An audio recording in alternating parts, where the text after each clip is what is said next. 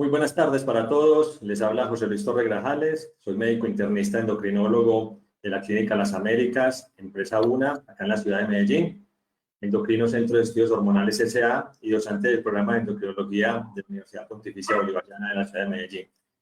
Soy miembro de número de la Asociación Colombiana de Endocrinología, Diabetes y Metabolismo y le quiero dar la bienvenida a todos ustedes y agradecerles por haber aceptado esta invitación en participar en este webinar en la tarde de hoy. Agradecer también al laboratorio Novo Nordisk por la posibilidad de crear este espacio de educación continua y a nuestra Asociación Colombiana de Endocrinología también por el apoyo. En la tarde de hoy vamos a hablar acerca de lo que es la parte del manejo de hiperglicemia.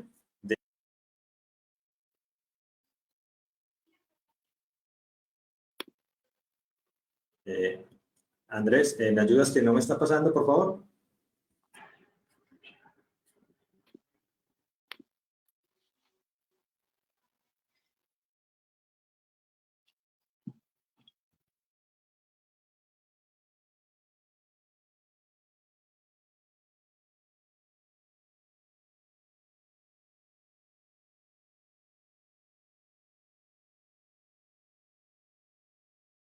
En la tarde de hoy vamos a hablar acerca de hiperglicemia intrahospitalaria en tiempos de COVID-19, las implicaciones y los retos y el abordaje de nuestros pacientes. Quiero también, es un placer compartir este espacio con el doctor Gustavo Parra Serrano. El doctor Parra Serrano es médico internista endocrinólogo de la ciudad de Bucaramanga y trabaja en la Clínica Foscal Internacional y en el de Oriente SAS. Estos son nuestros conflictos de interés y sin más preámbulos, en la tarde de hoy tenemos un formato con relación a un paciente que es el que básicamente nos va a dar direccionando todo lo que vamos a discutir acerca del manejo intrahospitalario del paciente con hiperglicemia. Y el caso que nos trae el día de hoy comienza así.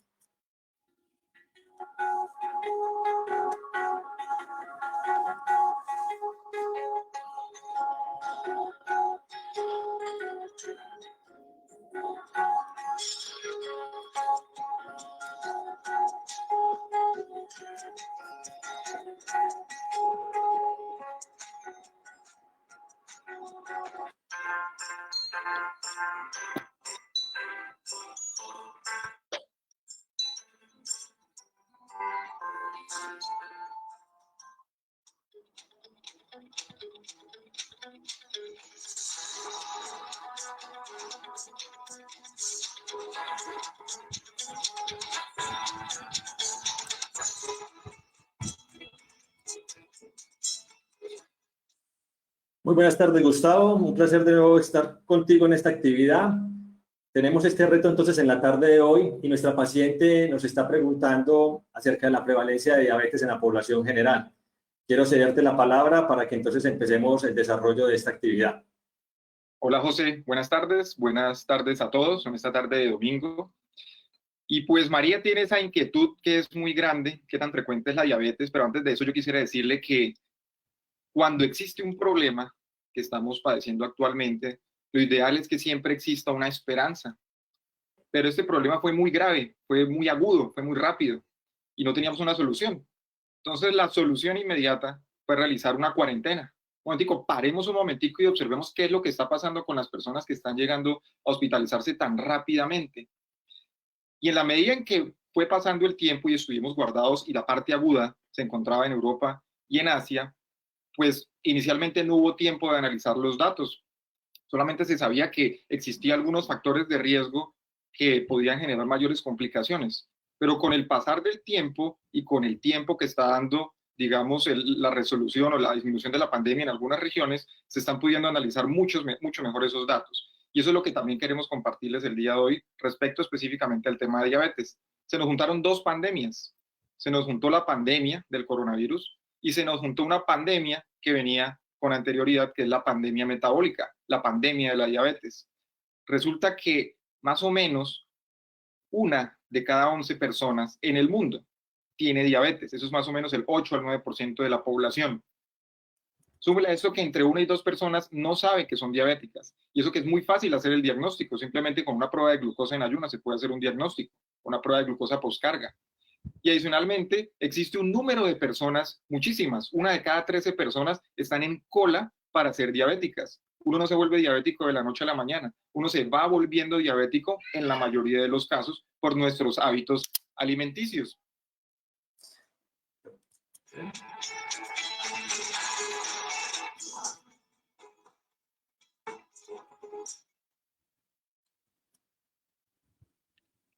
Entonces, en esa ola de choque inicial, claramente hubo algunos problemas. Y resulta que nosotros tenemos datos de algunas cohortes, algunos registros muy buenos, como por ejemplo el registro sueco, donde podemos observar que las personas que tienen diabetes tienen mayor riesgo de muerte por enfermedad cardiovascular, que es la primera causa de muerte en el mundo, comparado con las personas que no tienen diabetes. Ustedes lo pueden observar en esta imagen. Las líneas rojitas, la línea roja, son las personas que no tienen diabetes y la línea azul son las personas que sí tienen diabetes. Observen que existe una diferencia amplia en la cantidad de personas que pueden tener mortalidad como consecuencia de este fenómeno. Y claramente la diabetes contribuye enormemente al fenómeno de la mortalidad cardiovascular. Entonces, empezamos a observar que el síndrome metabólico tiene un amplio compromiso en las personas que tienen coronavirus, obesidad, hipertensión, diabetes. Y en este primer registro de personas que llegaban a hospitalizarse en un hospital de China, observamos que cuando recién llegaban las personas al hospital, la prevalencia de diabetes pues era más o menos similar a la prevalencia de la población general, 7.4%, pero cuando las personas empezaban a poner un poco más severas y tocaba internarlas, pues se observaba que la prevalencia de diabetes era mayor en las personas que tenían el antecedente de diabetes comparado con las que no tenían el antecedente de diabetes, 5.7 versus el 16%, o sea, 2 a 3 veces más riesgo de quedarse hospitalizado solo por el hecho de tener diabetes. Y no solo eso, el hecho de tener desenlaces adversos, como por ejemplo terminar en ventilación mecánica, terminar en unidad de cuidado intensivo o fallecer por la enfermedad, tenía un riesgo muchísimo mayor. El 26% de las personas con diabetes en este registro tuvo complicaciones comparado con el 6% de las personas que no tenían diabetes. Luego eso significa un riesgo más o menos entre 4 a 5 veces mayor de presentar complicaciones serias, solo por el hecho de presentar diabetes. Y la obesidad también es otro problema. Observemos aquí. Dividieron los grupos en dos poblaciones. Una con un índice de masa corporal menor de 25, o sea, un peso normal, y otras con un índice de masa corporal mayor de 35, o sea, con obesidad grado 2. Hubo 7 veces más riesgo de ventilación mecánica si usted tenía una obesidad grado 2 comparado con las personas que no tenían esta obesidad. Y usted puede ver acá la distribución. Entre más peso, mayor riesgo de presentar ventilación mecánica. Y obviamente, la obesidad es un predecesor de la diabetes. Usted tiene mucho más riesgo de ser diabético si tiene obesidad. Entonces, toda esa suma de cosas, pues es muy importante a la hora de analizar qué es lo que está ocurriendo con nuestros pacientes. El coronavirus es la enfermedad del internista. Entra por la neumología, entra por el neumocito tipo 1. Ese es como el portón de entrada del coronavirus. ¿Y cómo entra? Pues básicamente el coronavirus tiene una corona, tiene una espiga que se une al receptor de ACE2 y adicionalmente necesita unas proteasas para poder internarse dentro de la célula. Tiene unas proteasas de serina y tiene unas proteasas que son de furina. Hay algunos estudios previos donde se puede observar que la cantidad de furina o los niveles de furina están asociados con mayor incidencia de diabetes, como se observa en esta imagen. Y adicionalmente, a mayor cantidad de furina o concentración de furina, existe una menor sobrevida. Luego, desde antes, estábamos observando que esta proteasa, que en este caso nos ayuda a internalizar el virus, también tiene que ver con complicaciones o tiene que ver con menor sobrevida en las personas con diabetes. Entonces, en las personas con diabetes existe un compromiso multiorgánico que se ha estado estudiando. Existe alteración a nivel de los neutrófilos, que son los que se encargan de las defensas. Adicionalmente, de las células natural killer y el interferón. Adicionalmente, de las células presentadoras de antígenos, que son los linfocitos TCD4. Y adicionalmente, a nivel de la respuesta sobre las citoquinas. Ustedes han escuchado acerca de la tormenta de citoquinas. Y esto, sumado a todo el componente multiorgánico que se tiene en corazón y en riñón, pues es lo que trae los desenlaces adversos. Y se han estudiado en personas diabéticas comparado con no diabéticas y existe una alteración en este tema inmunológico. Entonces yo les decía que el coronavirus tiene una puerta de entrada en el pulmón, pero esa llave que entra al pulmón posteriormente es la misma llave que va a entrar en cada uno de los órganos: intestino, corazón, riñón, hígado y páncreas. Y como nos compete el páncreas por el tema endocrino, pues entonces sabemos que existe un receptor a nivel, o el receptor AC2 también se encuentra en la célula beta. Eso nos prende las alarmas porque la célula beta es la que se encarga de la secreción de insulina. ¿Eso qué quiere decir? Que las personas que son diabéticas y tienen severidad por coronavirus pueden tener afectación del control metabólico de su glucosa, o las personas que no son diabéticas y tienen una enfermedad sistémica pueden tener compromiso de la secreción de insulina y obviamente alteración a nivel del control metabólico. Perfecto, muchas gracias, Gustavo. También quiero aprovechar este espacio para que las personas que en este momento nos están acompañando, si van surgiendo inquietudes, aprovechen las plataformas para que vía chat, por favor, nos vayan llegar las preguntas y las vamos desarrollando al final de esta actividad. Seguimos con más preguntas, Gustavo. Pues María nos sigue preguntando. Entonces, por el hecho de ser yo diabético, ¿tengo más riesgo de complicarme? Pues eso es lo que hemos estado hablando, que sí tiene más riesgo. Pero vamos a ver de dónde salen esos estudios. Entonces, miremos esta experiencia de los Estados Unidos. Llegaron 1.122 pacientes a 88 hospitales. ¿Y cómo definieron diabetes? La definieron por una hemoglobina glicosilada más de 6.5% al ingreso, o porque le tomaron glucometrías y 2 de esas glucometrías fueron mayores de 180. Entonces, los desenlaces en coronavirus no se pueden medir en el momento del diagnóstico. Los desenlaces del coronavirus se tienen que mirar más o menos entre 15 a 30 días después. Eso quiere decir, o el paciente se curó, salió del hospital, o tuvo ventilación mecánica, o falleció. En este caso, se analizaron datos de 570 pacientes que tuvieron desenlaces. ¿Y qué encontraron? Que las personas que tenían diabetes, obviamente estos son personas severas porque están hospitalizadas, las que tenían diabetes tuvieron 28% de mortalidad, comparado con 6% de mortalidad en las personas que no tienen diabetes o hiperglicemia. Ese dato es supremamente importante porque claramente es un factor de riesgo que tenemos que estar analizando todo el tiempo durante el transcurso de la hospitalización, inclusive en la parte ambulatoria. No solo eso, la estancia hospitalaria también es mayor en las personas que tienen diabetes. Entonces, esta es la población incluida en el estudio. Quiero que observen las dos columnas. La columna que dice más diabetes o hiperglicemia no controlada, o sea, que eran diabéticos o que tenían hiperglicemia no controlada, y quiero que observen la otra columna, que no tenían diabetes ni tenían hiperglicemia controlada. Entonces vamos a ver qué diferencias había en esta población. Hay una diferencia en que mayormente eran hombres. Hay una diferencia. Más hombres pueden tener complicaciones, y eso ha dado en varios estudios. Los hombres tenemos más riesgo de complicaciones. Eran un poco mayores, 65 años versus 61 años.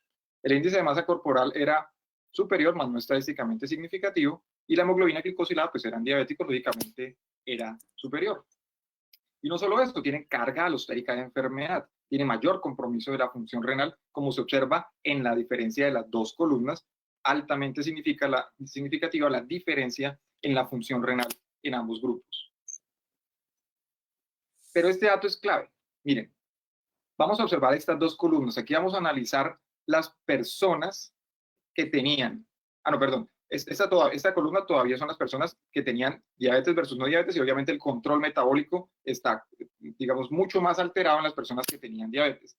Ahora sí quiero que miremos la tabla donde se observa la diferencia tan grande que existe en las complicaciones y muerte en las personas con diabetes comparado con las personas que no tenían diabetes, ¿ok? Y esta gráfica es muy importante. Observen, este grupo es el grupo de las personas que tenían diabetes o hiperglicemia. A la izquierda son las personas que tenían diabetes, a la derecha son las personas que tenían hiperglicemia y no eran diabéticas. Observen la mortalidad. Las que tenían diabetes, 14%, las que hicieron hiperglicemia sin diabetes, 40%. O sea, tenemos que estar en la pesquisa de las personas que están haciendo hiperglicemia y que no fueron catalogadas como diabéticas desde el principio. Luego existe una tétrada de la hiperglicemia en las personas que tienen coronavirus. Sabemos que existe una resistencia a la insulina, y esto pues es el 95% de las personas que son diabéticas por la obesidad.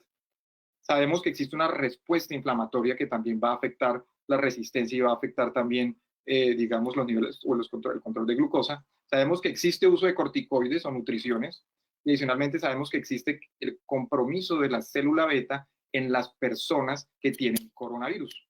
Por esta razón, sumado a la carga de enfermedad que tienen estas personas, es que tienen un alto compromiso de enfermedad.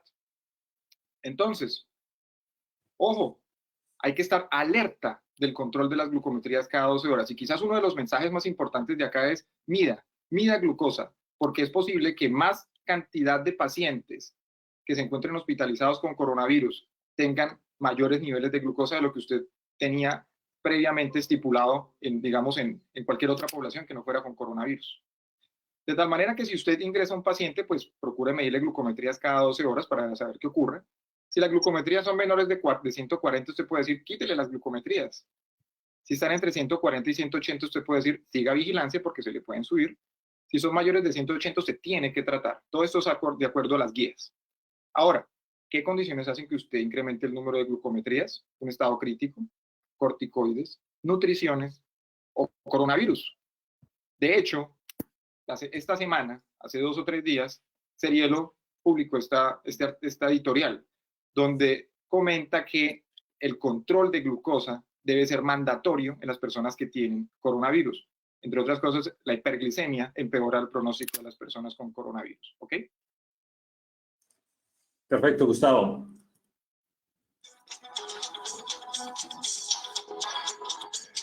Entonces, ¿tener un buen control de glucosa nos va a mejorar esto? José nos va a comentar si tratar sirve, porque una cosa es que nosotros diagnostiquemos y que tenga asociación retrospectiva con una complicación, pero no sabemos intervenir, previene, digamos, los desenlaces. Entonces, José nos va a comentar qué estudios hay al respecto. Gracias, Gustavo. La idea es que con relación a lo que hemos hablado hasta ahora, no queda ninguna duda del riesgo asociado a COVID-19 que genera un paciente diabético. Y definitivamente tener un paciente hospitalizado, diabético o con un nivel de hiperglicemia elevado genera que su control metabólico lleve a un impacto en forma negativa en lo que es la parte de su pronóstico.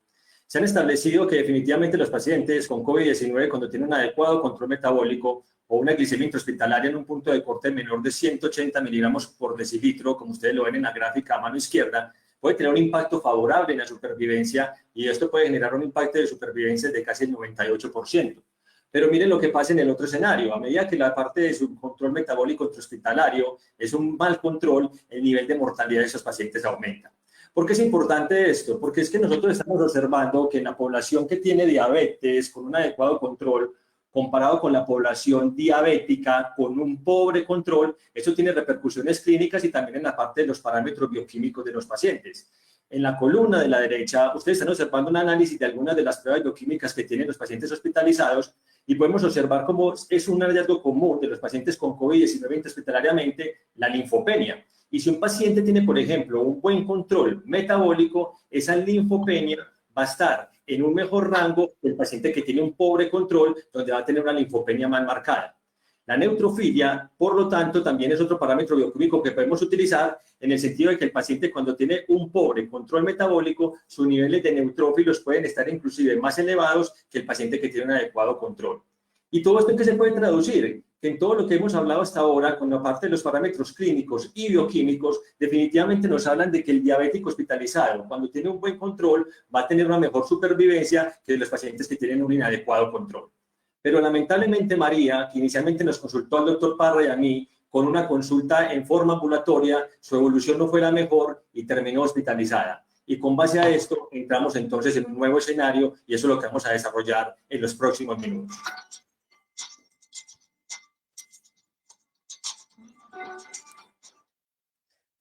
La enfermera que está acompañando en este momento en sala general a María nos está haciendo la pregunta de cómo sería el manejo del paciente hospitalizado. ¿Y cuál es el planteamiento del problema? La invitación que queremos dejar la tarde de hoy es que, independiente de que un paciente se encuentre hospitalizado, en el caso mío, Clínica Las Américas de la ciudad de Medellín, o en el caso del doctor Parra, en la Clínica Foscari Internacional, tenemos que tener en cuenta de que lo ideal es que el paciente diabético tuviera unos protocolos de manejo igual en todas las instituciones. Y que es importante tener presente que cuando nosotros tenemos un diabético intrahospitalario, independiente de que tuviera un diagnóstico de COVID o no, tenemos que definir ese paciente en qué parte de nuestra clínica va a quedar hospitalizado. Si es un paciente que queda en sala general, si es un paciente que está hospitalizado por la severidad de su enfermedad en unidad de cuidados intensivos, si es un paciente diabético hospitalizado o antes, por el contrario, es un paciente no diabético que se hospitalizó y que nos llaman a evaluarlo porque tiene una hiperglicemia intrahospitalaria. Es muy importante determinar cómo es la parte nutricional del paciente. Entonces, dentro de esas preguntas tenemos que resolver si el paciente está con vía oral, sí o no. tenemos que también establecer cuál va a ser la terapia, en este caso de insulinización, si requiere dentro del manejo intrahospitalario. Y como estamos hablando de tiempos de COVID, es fundamental para todo el personal de la salud tener en cuenta de que dentro del tratamiento del problema tenemos que buscar también esos equipos de protección personal cuando estamos evaluando pacientes que tengan diagnóstico de COVID. Y en el paciente diabético tenemos que buscar también estrategias que permitan que el personal de la salud que está evaluando ese paciente con respecto al monitoreo y el control que merecen estos pacientes tenga menor riesgo también de exposición para que no vaya a haber contagio del personal de la salud. Y finalmente, después de analizar todos estos parámetros, tenemos que analizar cuál va a ser entonces el plan de alta. ¿Por qué es importante esto? Porque yo quiero que ustedes se concentren en esta imagen. Y digamos que a primera vista, ustedes están viendo en esta imagen una foto de dos ancianos. Pero si ustedes hacen un análisis más profundo, posiblemente algunos de ustedes están viendo que en la cara de la mujer se encuentra otra persona con sombrero, en la cara del hombre se encuentra una persona tocando guitarra, en la oreja del hombre hay una señora, por ejemplo, saliendo por una ventana. ¿Y cuál es la idea? Que definitivamente la invitación que queremos el doctor Parra, y en el caso mío en la tarde de hoy para todos ustedes, es que veamos y enfoquemos la situación todos de una misma forma. ¿Y por qué es importante esto? Porque es que tenemos que empezar con una crítica y por eso quisimos de todos modos que este slide se titulara conclusión antes que la introducción. ¿Y cuál es la conclusión? Que definitivamente la formación del manejo de la diabetes intrahospitalaria, todos esos esquemas móviles de insulina que lamentablemente todavía se siguen utilizando en muchas instituciones del país, definitivamente tienden que pasar en este momento a la historia y tienen que desaparecer porque el manejo del paciente diabético intrahospitalario ofrece diferentes retos. ¿Cuáles son esos diferentes retos? Cuando nosotros tenemos un paciente intrahospitalario, ¿por qué puede generarse el riesgo de que un paciente tenga hiperglicemia? Y en esto tenemos varios factores. Número uno es que puede estar asociado al aumento de las hormonas contrarreguladoras, como ustedes lo ven, mayor riesgo intrahospitalario de que se eleve el cortisol, glucagón, catecolaminas. Obviamente aumenta también a nivel hepático la producción de glucosa, puede haber mayor riesgo de lipólisis, también lo cual favorece también la gluconogénesis y la sensibilidad a la insulina a nivel periférico se disminuye. Pero es que hablar de diabetes intrahospitalariamente no solamente es apuntarle a lo que es la parte de la hiperglicemia. Tenemos que tener en cuenta de que toda hiperglicemia tiene un opuesto y el opuesto es la hipoglicemia. Y la hipoglicemia también es algo importante que tenemos que valorar en el manejo intrahospitalario debido a los efectos adversos que puede tener la hipoglicemia en un paciente hospitalizado y el aumento de la morbimortalidad de estos pacientes que se deriva de todos modos de este desenlace. ¿Por qué la hipoglicemia es grave en un paciente diabético hospitalizado? Porque es que la hipoglicemia desencadena varios factores que aumentan el mal pronóstico de los pacientes. Actúa como un factor procoagulante porque ayuda a la liberación de factores de la coagulación. Ayuda a que también factores que están asociados como marcadores de inflamación también aumenten. Hay una alteración desde el punto de vista de la parte de que aumenta el riesgo de disfunción endotelial y estos pacientes, por la parte de la respuesta simpática que pueden tener en el momento que tienen una hipoglicemia, lo que es la parte de esa respuesta simpática se puede traducir en diversos cambios hemodinámicos, cambios en la conducción cardíaca de estos pacientes, aumento del riesgo de arritmias y por ende también aumento de la mortalidad. ¿Qué preguntas nos tenemos que realizar? La hiperglicemia es frecuente en un paciente hospitalizado y la respuesta es una respuesta en la cual el porcentaje de hiperglicemia está establecida básicamente en un promedio de aproximadamente del 26%.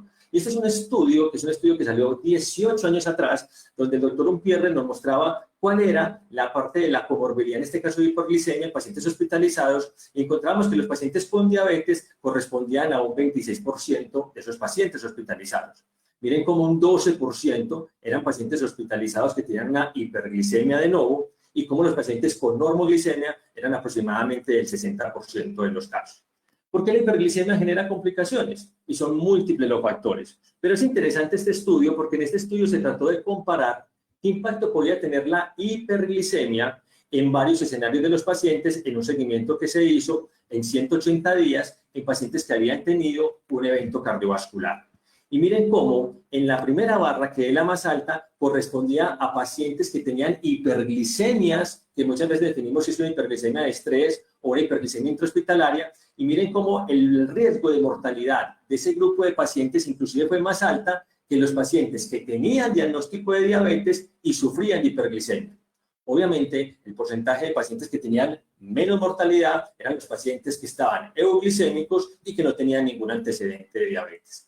En los pacientes críticos también estamos encontrando de que la hiperglicemia genera un mayor riesgo. Y acá lo que estamos observando es cómo, si tenemos claro cuál debe ser nuestra meta intrahospitalaria, a medida que esa meta se va cada vez alejando, el riesgo de complicaciones, en este caso en un paciente que esté hospitalizado en una unidad de cuidados intensivos, aumenta. Y miren cómo pacientes que manejen glicemias entre 200 hasta 300, el riesgo de mortalidad aumenta 3 veces comparado con pacientes que estén normoglicémicos. ¿Y qué hablar si los niveles de glicemia están por encima de 300 miligramos por decilitro, donde ese riesgo de mortalidad puede aumentar 4 veces más?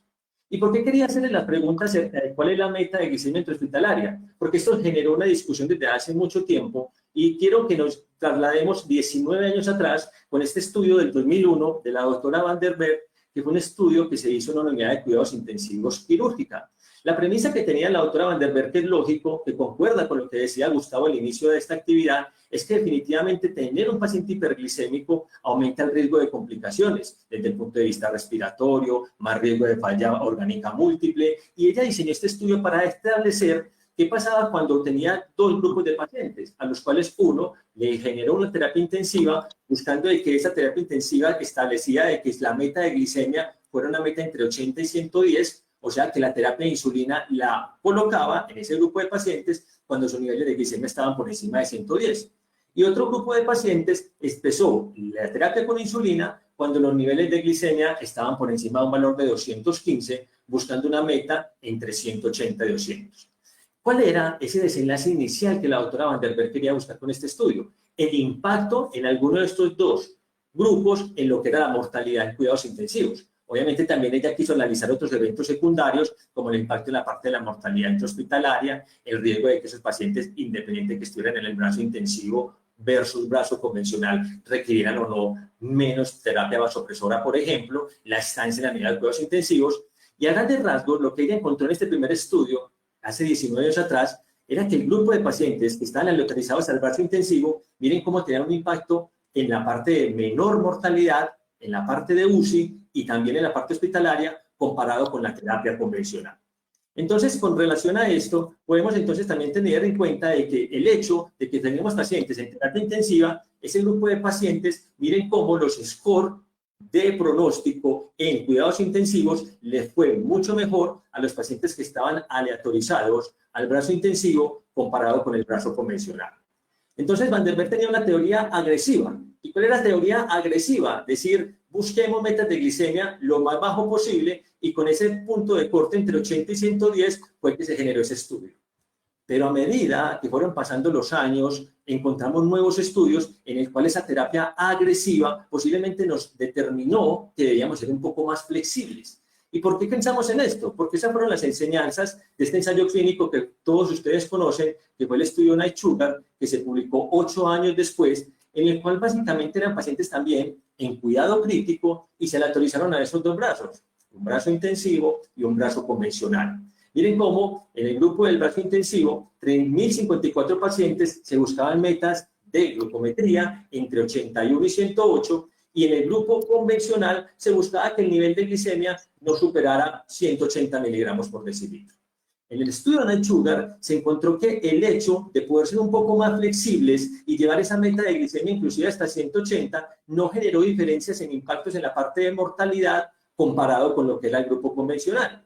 Y es así como definitivamente a partir de las enseñanzas de este estudio se creó entonces lo que definimos como el semáforo de meta intrahospitalaria en los pacientes diabéticos. ¿Y qué sería lo ideal? Lo ideal en color verde es lo que le estamos apuntando hoy en día, que es la recomendación de buscar esa meta intrahospitalaria entre 140 y 180 miligramos por decilitro. Incluso pudiera ser hasta mucho mejor poder tener un nivel de glicemia más bajo, pero siempre teniendo presente que no haya haber riesgo de hipoglicemia. Por eso dejamos en color amarillo esa meta que puede ser también apropiada, tener glicemias entre 110 y 140. Y definitivamente, ¿qué es el color rojo? ¿Qué es lo que no está recomendado en el manejo intrahospitalario? Tener metas por fuera, en el sentido de que no podemos buscar que los pacientes lleguen a tener glicemias muy bajas, en este caso un punto de corte por debajo de 110, o que tampoco estén por encima de 180 por las complicaciones que sabemos de un mal control intrahospitalario. Las diversas sociedades científicas en los últimos años nos han hablado del papel que debemos tener en el manejo de la diabetes intrahospitalaria. Y dentro de la Asociación Americana de Diabetes nos hablan en los últimos años que una meta de 110, 140 pudiera inclusive perfilarse para ese paciente que sea hospitalizado y que sea un paciente que tenga un motivo de consulta, por ejemplo, que vaya por una cirugía cardiovascular o pacientes que tengan antecedentes de eventos neurológicos en los cuales básicamente se pudiera ser un poquito más agresivo en esa meta intrahospitalaria, pero siempre teniendo en cuenta de que no haya haber riesgo de que se generen hipoglicemias. ¿Cuáles son las recomendaciones entonces que tenemos hoy en día para el manejo de pacientes con diabetes en el ambiente hospitalario?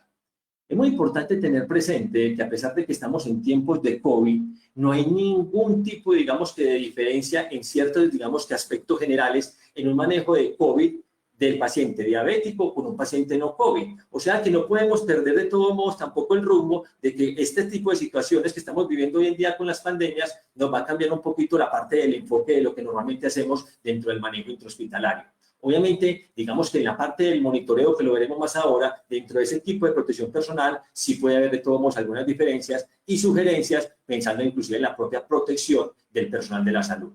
Pero hablemos un poquito acerca del manejo de la diabetes intrahospitalaria. Y si nosotros hablamos de la terapia antihiperglicémica, sabemos que la mayoría de nuestros pacientes intrahospitalarios se manejan con insulina. Si fuera de pronto el contexto del uso de los antidiabéticos orales, normalmente lo que hacemos es que estos se retiran en el momento en el que el paciente se hospitaliza. Y si estamos de pronto dentro del escenario del paciente COVID, sabemos que de pronto el uso de metformina en un paciente que tenga un síntomas asociados a COVID con un cuadro clínico moderado o severo, pues obviamente el riesgo de falla respiratoria, hipoxemia o de acidosis se puede aumentar, por lo cual la metformina no sería una buena idea. Los SGLT2 inhibidores en ese contexto del paciente con complicaciones moderadas o severas en la parte intrahospitalaria, por la depresión de volumen, por la deshidratación y todas las complicaciones que pudiera tener en su momento el paciente en esa fase aguda, tampoco puede ser una buena elección. Entonces vámonos por la parte de insulinización. Y cuando hablamos de la parte de insulinización, lo primero que tenemos que tener presente es dónde está el paciente. Si es un paciente que tiene un compromiso moderado o tiene un compromiso severo y nos vamos para una unidad de cuidados intensivos, o si es un paciente que está en sala. Si el paciente lo tenemos en una unidad de cuidados intensivos, sigue siendo mandatorio el manejo con los esquemas de infusión de insulina.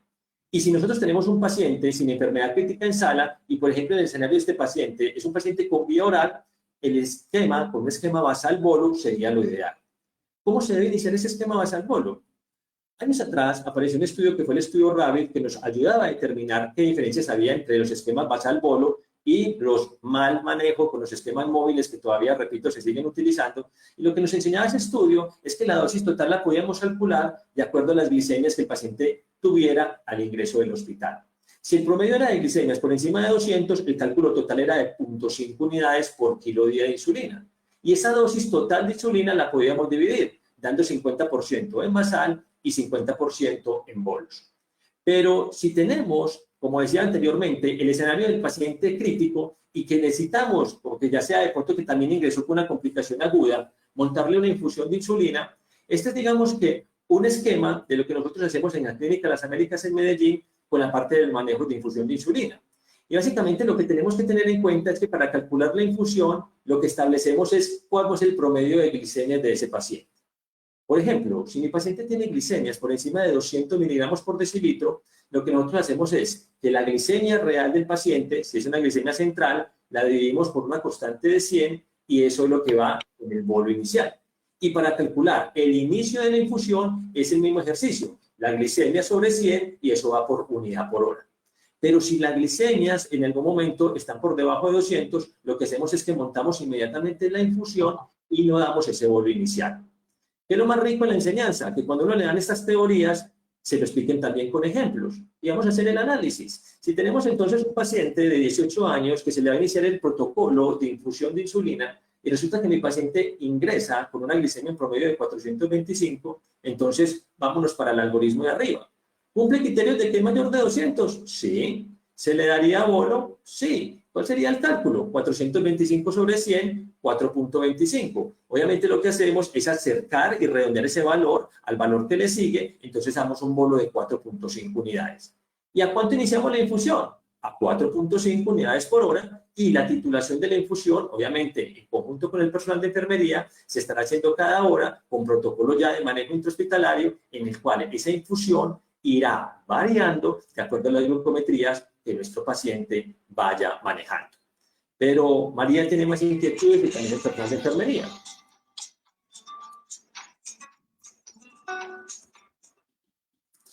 La pregunta de la enfermera es, esta paciente tiene una sospecha de COVID y cómo sería lo de la parte del control de las glucometrías. Y es muy importante tener presente lo siguiente.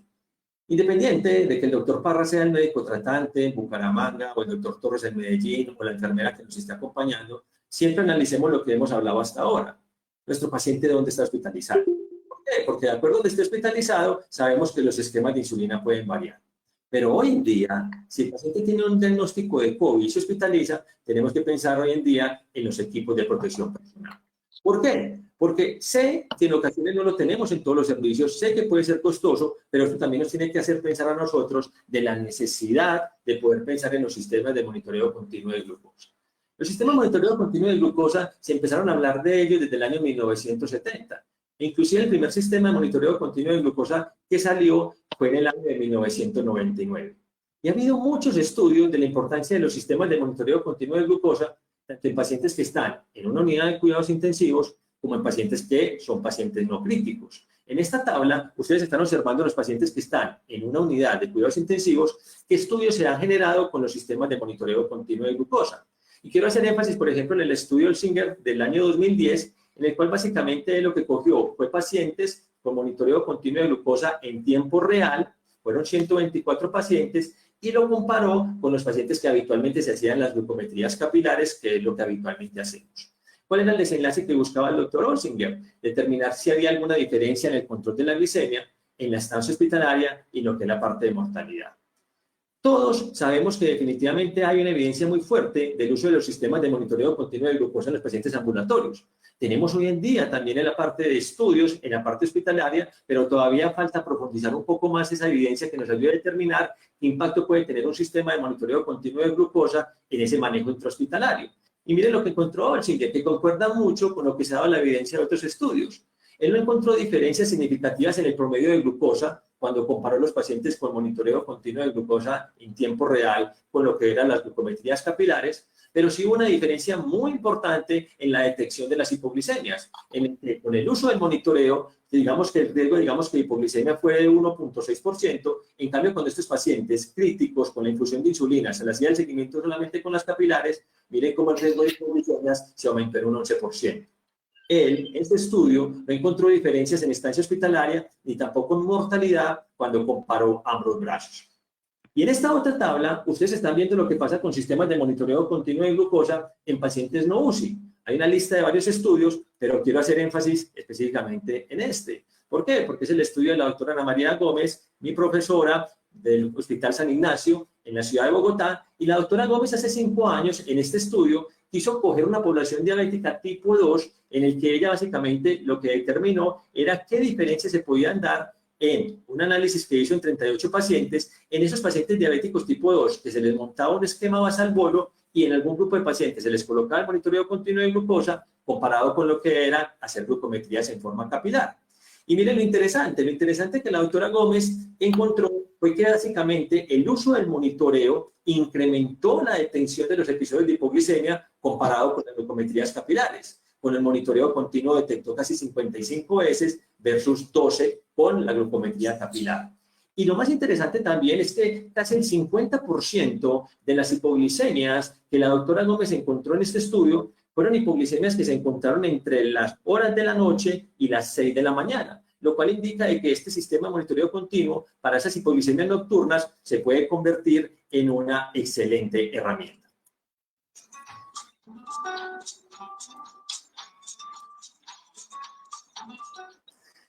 Esta pregunta, digamos que todavía falta evidencia en la parte intrahospitalaria, pero la voy a resumir en una forma muy puntual. Y es si fuera de los esquemas de insulina hay algunas otras alternativas para el manejo intrahospitalario.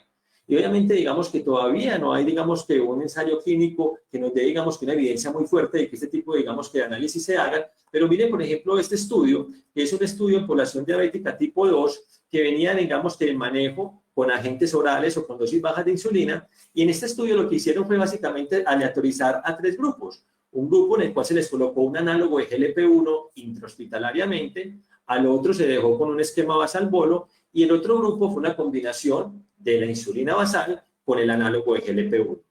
¿Qué encontraron? Que cuando fueron a hacer un análisis de lo que era la parte del control de glicemia, estando hospitalizados, miren cómo el grupo en el cual se manejó intrahospitalariamente con el análogo de GLP-1 y con la insulina basal, el control de su glicemia no mostró diferencias estadísticamente significativas con los otros dos brazos.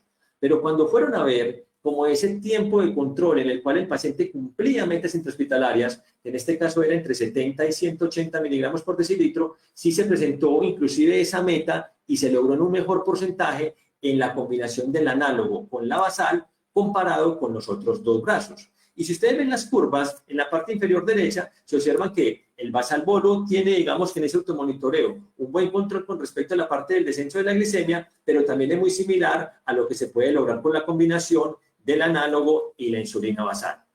¿Qué otros desenlaces se encontraron? De que no hubo diferencias con respecto a la parte de hipoglicemias, no hubo diferencias en complicaciones hospitalarias y no hubo diferencias con respecto a los efectos adversos.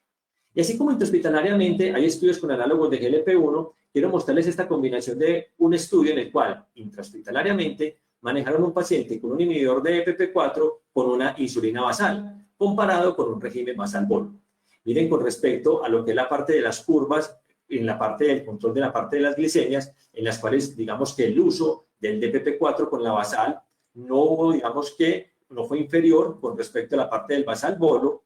Con respecto también al automonitoreo, las curvas también fueron muy similares, pero digamos que la diferencia básicamente en esta tabla que es engorrosa, se las puedo resumir en lo siguiente.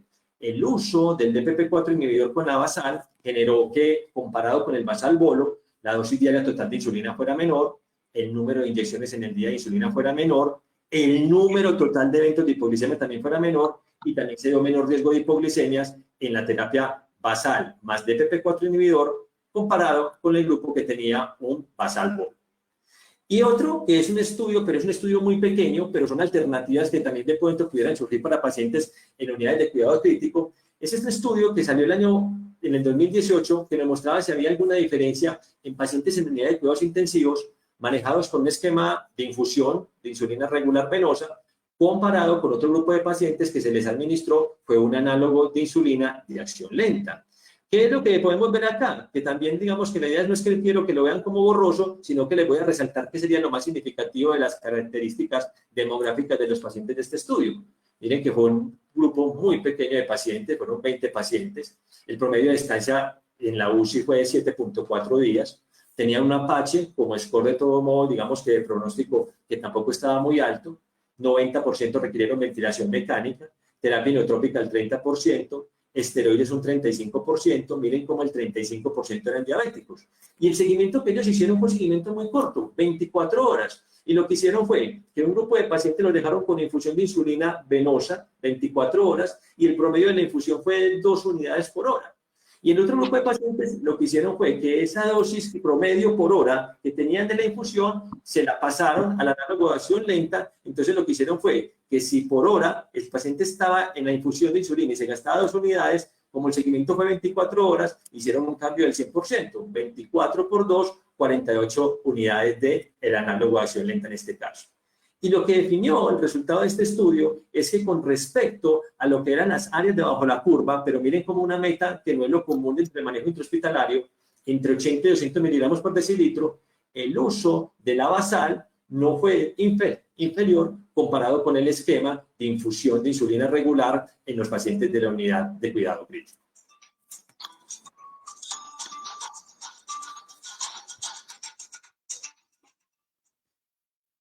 Para finalizar esta parte, la pregunta que nos hace el personal de enfermería es interesante y nos dice, bueno, si tenemos ahora tiempos de COVID, ¿qué impacto puede tener ahora hoy en día la tecnología? Y es interesante por lo siguiente. Si yo tengo un paciente de pronto manejado intrahospitalariamente y yo tengo estas dos herramientas, que es un sistema de monitoreo continuo por flash, versus las glucometrías capilares de todos modos habituales que tenemos, ¿qué diferencias de todos modos se pudieran dar? Obviamente, a grandes rasgos podemos decir, bueno, una gran diferencia es que yo teniendo un paciente con un sistema de monitoreo continuo flash, donde tengo un sensor y donde de todos modos puedo escanear con un lector la parte de la glucometría, no voy a tener que manipular tanto el paciente, no tengo que hacerle glucometrías frecuentes y obviamente también para el paciente va a ser mejor y también va a haber menos riesgo de exposición para el personal de enfermería. Y es interesante porque esto es un póster que se publicó el año pasado, en el sentido de que trató de establecer si había diferencias en diabéticos tipo 2 que estaban manejados con un basal bolo, comparado con población que tenía el monitoreo continuo de glucosa flash. Y miren cómo, cuando nosotros hacemos un análisis, tenemos de todos modos esto que es el MAR. ¿Y qué es el MAR? El MAR básicamente, digamos que es una medida que me trata de establecer cuál es, digamos, que esa diferencia que se puede tolerar para que la glucometría que me está dando el sensor sea de todo modo, digamos, que una glucometría interpretable y que no tenga una mayor diferencia con la glucometría habitual que me da el glucómetro. ¿Qué sería lo ideal? Que cuando yo tengo la glucometría que me está dando el sensor versus lo que me está dando el glucómetro, no haya una diferencia de más del 20%. O sea, que si yo tengo una diferencia que como mínimo sea del 20%, ese sistema de monitoreo continuo de glucosa, yo lo puedo interpretar como que es susceptible de valorarlo y que se puede hacer. ¿Qué sería lo ideal? Que si yo tengo MARF más estrechos, que en el caso muchas veces de los sistemas de monitoreo continuo de glucosa, ojalá sean entre 10 y 15%, los datos que me está dando el sensor son datos mucho más precisos y eso me puede dar de todo modo, digamos que un valor más confiable con relación a lo que normalmente me está transmitiendo la información, la glucometría que me da un glucómetro de todos modos. Y en este estudio fueron 8 pacientes y miren cómo las líneas de todos modos que me da la glucometría capilar con los puntos oscuros, que es lo que da el sensor, miren que fueron de todos modos muy semejantes, por lo cual, en este caso, lo que daba de todos modos el sensor era de todos modos confiable y era susceptible de interpretación. Y si yo me voy para esta tabla, en el cual entonces yo estoy comparando ese sistema de monitoreo de continuo por flash versus glucometría arterial o glucometría capilar, miren el MAR. El MAR de todos modos, cuando se comparó con glucometría arterial, era 14%, o sea que es muy preciso y es muy viable de todos modos su interpretación, y cuando se comparó con la capilar fue el 20%, como digamos que es el límite superior. ¿Y por qué también es interesante esto? Porque surge de todos modos este punto, que esto lo que están viendo es una cuadrícula de error de Clark, en el cual básicamente esto se diseñó en el año de 1987 para ver la precisión cuando teníamos lo que era una glicemia central comparado con lo que nos daba un glucómetro. Y años más adelante, digamos que esta cuadrícula de error de Clark nos ha ayudado para determinar la precisión de los diversos sistemas de monitoreo continuo, en el sentido de que esos sistemas de monitoreo continuo lo que buscan es que si están en esa zona verde, que es la zona A, es que no haya una diferencia mayor del 20% entre lo que me está dando el dato, el sensor, comparado con el dato que me da el glucómetro. A medida que se alejan, si fueran 20, 30, 40%, entrando en una zona C, una zona D, es la zona roja, por ejemplo, eso significa que los datos son menos precisos, va a haber menos relación entre lo que da el sensor y el glucómetro, y la precisión y la validez de los datos van a ser de todos modos menos confiables. En fuera de lo que era parte del manejo intrahospitalario, la bomba de insulina. Normalmente en pacientes que lleguen con COVID, con compromiso moderado o severo, la recomendación es no utilizarlas. ¿Y qué es, digamos, que las contraindicaciones para el manejo de una bomba de insulina intrahospitalaria? Depende de varios factores. Depende del nivel de conciencia del paciente, si está alterado. Si el paciente llega con una complicación aguda dentro del contexto de una cetoacidosis, un estado hiperosmolar no cetósico, lo recomendable es retirarla.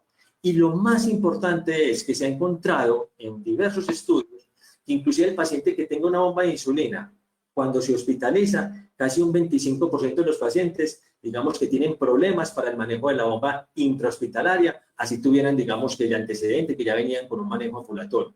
Entonces, si usted, paciente, no tiene la capacidad para manipular la bomba, mejor retíresela. Y también el mensaje es que si usted no tiene un médico que esté entrenado o un equipo que esté entrenado en su clínica o en su hospital en el manejo de bombas de insulina, no se enrede. Mejor entonces utilice los esquemas de insulina habituales y ese sería también otro criterio para retirar la infusión de insulina. ¿Qué pasó con la paciente?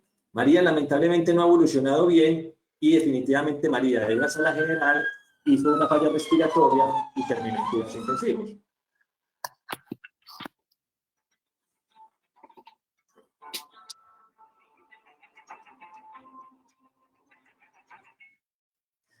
Esta pregunta es interesante porque sabemos de lo que es el manejo intrahospitalario, la nutrición enteral y la nutrición parenteral. Y lo que nos tenemos que preguntar es qué pasa con la parte, digamos, que el manejo de estos pacientes diabéticos cuando se emplea alguno de estos soportes nutricionales. Este es un estudio que salió hace mucho tiempo, hace 11 años atrás, que era para hablar de la terapia de insulina con respecto al control glicémico de pacientes hospitalizados en terapia de nutrición enteral. Fueron 50 pacientes y lo que hicieron fue que aleatorizaron a los pacientes a dos grupos. A un grupo de 25 pacientes les dejaron el esquema móvil de insulina y al otro grupo de 25 pacientes les dejaron el esquema basal de insulina. La meta intrahospitalaria era meta entre 100 y 180 miligramos por decilitro. ¿Qué sucedía con el grupo que estaban solamente con esquema móvil de insulina, o sea, viendo glucometrías cada 4 o 6 horas, pero su glicemia persistía alta, en este caso por encima de 180 miligramos por decilitro? ¿O qué sucedía con el que ya venía con una basal más el esquema móvil y sus glicemias también estaban por fuera de metas? En el primer escenario, encontramos de que si el paciente estaba con un esquema móvil de insulina y sus glicemias seguían estando fuera de metas, lo que hicieron fue que le empezaron NPH, obviamente por la parte de la vida media, la NPH se colocó 2 veces al día, y el otro grupo lo que hicieron fue que intensificaron la terapia con insulina y les colocaron el esquema basal BOL. ¿Qué diferencias hubo con respecto a los resultados de estos dos grupos? Y miren que no hubo diferencias con respecto al promedio de glucosa, y sabemos que muchos de los pacientes con los esquemas móviles terminaron requiriendo, en este caso, una basal, que fue el uso con la insulina NPH. Y cuando nosotros tratamos de establecer definitivamente cuál es la recomendación en una nutrición enteral, tenemos que tener en cuenta de que si las glicemias son persistentemente altas, con puntos de corte por encima de 180, preguntémonos, ¿estamos hablando de un paciente hiperglicémico pero no diabético o un paciente hiperglicémico y diabético? Si la respuesta es que es un no diabético, esta es, digamos, que la forma de poder calcular el inicio de la insulina. Si yo utilizo una insulina basal, puedo arrancar con una dosis de 0.1 a 0.2 unidades por kilo día, y si es una dosis de NPH, de 0.1 unidades por kilo, 2 veces al día. Y la corrección la puedo hacer con insulina rápida, haciendo glucometrías cada 4 horas, o si la corrección se está haciendo con insulina regular, el seguimiento de las glucometrías se hace cada 6 horas. Pero si el paciente es diabético, posiblemente digamos que el esquema es diferente. Entonces, si tenemos un paciente que está con una terapia de todos modos de nutrición y el paciente de todos modos en ese momento le vamos a empezar un esquema, estas son algunas formas. La dosis diaria total de insulina se puede calcular, como les explicaba ahora, dando un 50% de basal y otro 50% en la parte de la corrección cada 4 horas, si utilizamos una análogo de acción rápida, o si utilizamos NPH, de acuerdo si la damos 2 veces al día. Hay algunas, digamos, que pueden inclusive hasta utilizarla 3 veces al día. El cálculo de la dosis, por lo general, es de 0.1 a 0.2 unidades por kilo. Y, obviamente, las correcciones se hacen con insulina rápida o con insulina regular cada 4 o cada 6 horas. Pero la paciente no está bien. La paciente se nos está complicando. Nos llaman porque los intensivistas iniciaron un manejo con esteroides a través de la falla respiratoria que la paciente tenía.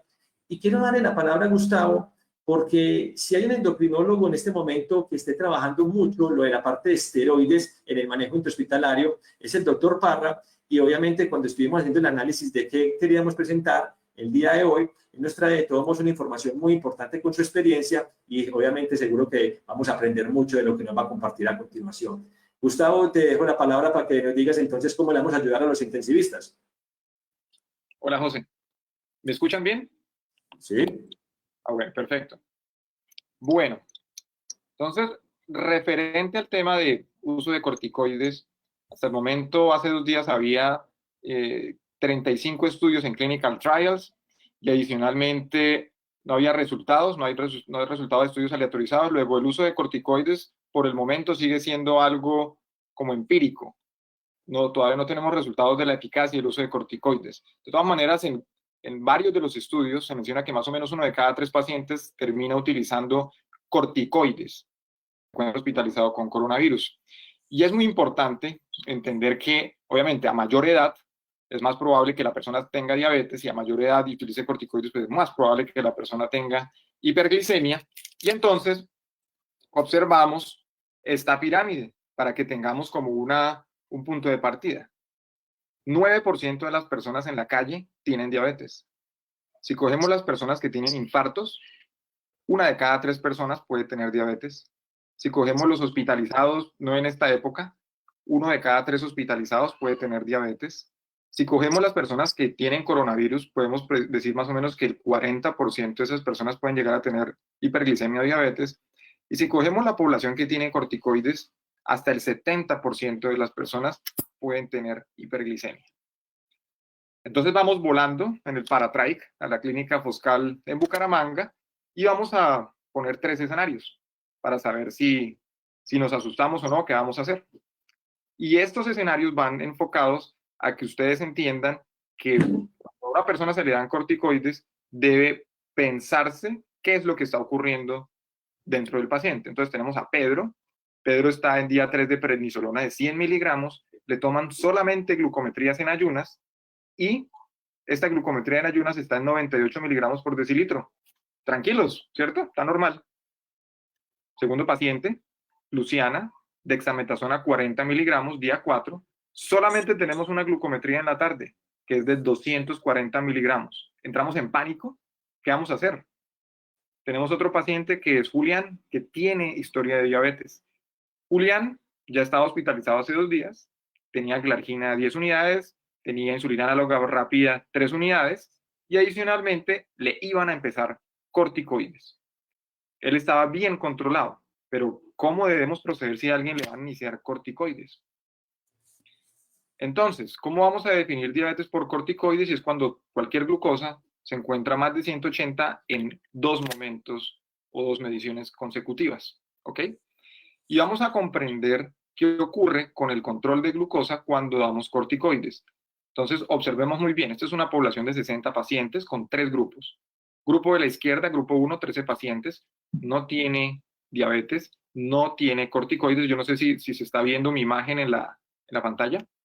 No tiene diabetes, no tiene corticoides. Grupo 2, son 40 pacientes que no tienen diabetes, pero sí le pusieron corticoides. Grupo número 3, son 7 pacientes, todos con diabetes, a los que le pusieron corticoides. Entonces, observen esta imagen. Aquí están representados los 3 grupos de pacientes. Los triangulitos, acérquense a esa pantalla para mirar los triangulitos. Los triangulitos son la línea de más abajo y son los pacientes que no tenían diabetes y no le pusieron corticoides, luego la glucosa no subió, se encontró básicamente normal. Ahora acérquense otra vez, hay un rombo, que es el grupo 2. Ese rombo, y voy a hacer un paréntesis un momentico, el corticoide lo colocaron a las 8 de la mañana, ¿ok? Entonces, si ustedes ven la línea de abajo, es el tiempo. A las 8 de la mañana es la hora en que se colocó el corticoide. Entonces, los rombitos empezaron a subir y tuvieron su máximo punto digamos, de glucosa alta, más o menos a las 5 de la tarde, entre 3 y 5 de la tarde. Y ahí se sostuvo y luego empieza a bajar nuevamente la curva de glucosa para finalmente terminar normal, o casi cerca a lo normal al otro día. Tercer grupo, son los diabéticos que usan corticoides. Le ponen el corticoide a las 8 de la mañana y observen lo que ocurre. ¡Pum! Al desayuno se sube. ¡Pum! Al almuerzo se sube más. ¡Pum! En la comida se sube muchísimo más. Y después de la cena empieza esa carrera negativa de glucosa toda la noche para finalmente amanecer casi normal. Entonces acuérdense, el primer paciente amanecía normal. El hecho de que amanezca normal significa que el paciente no está haciendo hiperglicemia. No, porque la hiperglicemia tiene una curva. Entonces, si ustedes observan a las 8 de la mañana, todos los pacientes están amaneciendo, digamos, en el punto más bajo de él mismo, ¿sí? Y durante el día, esa glucosa tiende a subirse significativamente. Cada paciente es individual. Entonces, pues, todos los pacientes con hiperglicemia, digamos, son iguales, todos los pacientes hacen hiperglicemias por corticoides. Digamos que el grupo global se llama hiperglicemia asociada a corticoides, pero hay unos pacientes que no son diabéticos y se le induce la diabetes por el corticoide, o sea, diabetes inducida por corticoides. Hay otros pacientes que son diabéticos y además le ponen corticoide y luego esos pacientes son un verdadero reto en el manejo de la diabetes. Entonces, ¿qué pasa si solamente le vamos a tomar glucometrías a las 6 de la mañana cuando usamos corticoides? Pues no vamos a observar el pico, porque está en el punto más bajo de glucosa de ese paciente. ¿Listo? Entonces, ¿qué se recomienda cuando usted está empezando a dar corticoides? Pues tómele glucometrías, pero no solo en ayunas. Usted tiene que saber que la glucosa se le sube por la tarde. Entonces, si usted no era diabético, probablemente usted tiene con glucometrías entre las 6 y las 17 horas. Con esas 2 glucometrías usted tiene para definir. Si usted es diabético, tiene que tomarle 4 glucometrías diarias, porque va a observar una verdadera montaña rusa de control metabólico. Si las glucometrías están entre 140 y 180, pues no hay que ponerle nada, sígaselas controlando. Si le sale menos de 140 en 48 horas, pues usted está más o menos tranquilo. Pero si le salen más de 180, pues usted ya sabe, por lo que hemos hablado, usted tiene que empezarle tratamiento, ¿ok? Entonces, ¿qué pasa? ¿Qué hacemos si la glucosa se encuentra elevada? Entonces, hay propuestas de inicio de insulina. Algunas propuestas son basadas por kilo de peso, otras son basadas por la dosis de corticoide, pero pues realmente, digamos que la hiperglicemia es muy individual, ¿sí? ¿A qué me refiero? Hay pacientes que le pueden poner 500 miligramos de metilprednisolona y no hacen hiperglicemia. Luego, pensar que la dosis es basada en dosis de corticoide, pues no tiene mucho sentido. Hay pacientes que le ponen 20 miligramos de prednisolona y ya están hiperglicémicos. Lo otro es por kilo. Pues sí, hay personas que entre más peso, es más probable que yo sea diabético, pero eso no se relaciona necesariamente con la dosis de insulina. El hecho es que hay algunos estudios, de todas maneras, que sugieren, digamos, la eficacia de la utilización de la insulina NPH cuando se utilizan corticoides. En este estudio, básicamente lo que hicieron fue, no quiero que le pongan mucho cuidado a la titulación de insulina de acá, pero aquí lo que titularon la dosis de insulina fue de acuerdo a la dosis de corticoides y observaron que las personas que utilizaron NPH, comparado con las personas que no utilizaron NPH, tenían el mejor control metabólico. Y eso lo pueden ver ustedes acá. Grupo 1, columna de la izquierda, utilizaron NPH. Grupo 2, columna de la derecha, no utilizaron NPH. Y obviamente los que usaron NPH tuvieron un mejor control metabólico. ¿Okay? Pero la resistencia a la insulina es individual.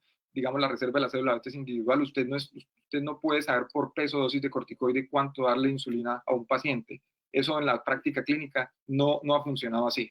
Entonces, ¿cómo hacerlo en cada día? Lo principal es que usted establezca cuáles son los servicios que más utiliza corticoides. Por ejemplo, un servicio de hematología utiliza corticoides todo el tiempo y a dosis muy altas. Un servicio de neumología eventualmente también lo utiliza por el EPOC exacerbado, un servicio de reumatología. Y lo segundo es que usted tiene que confiar plenamente en el servicio de enfermería y hacer un verdadero equipo, porque usted debe confiar plenamente en que esto que estamos hablando sea como un protocolo mandatorio. Le empezaron el corticoide ayer, ya tiene las glucometrías y usted pasó el siguiente día.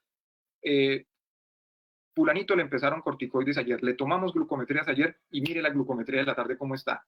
Está más de 180, entonces está alta. No está más de 180, podemos aguantar, no hay que empezarle nada. Pero a ese paciente ya le empezaron las glucometrías, apenas le iniciaron el corticoide. Es más, probablemente si usted tiene planeado utilizar corticoides, es importantísimo saber si el paciente o sea diabético, o sea que le tome que sea diabético, o adicionalmente estar seguro que el paciente no tenga hiperglicemia. Entonces, devuélvete un segundito.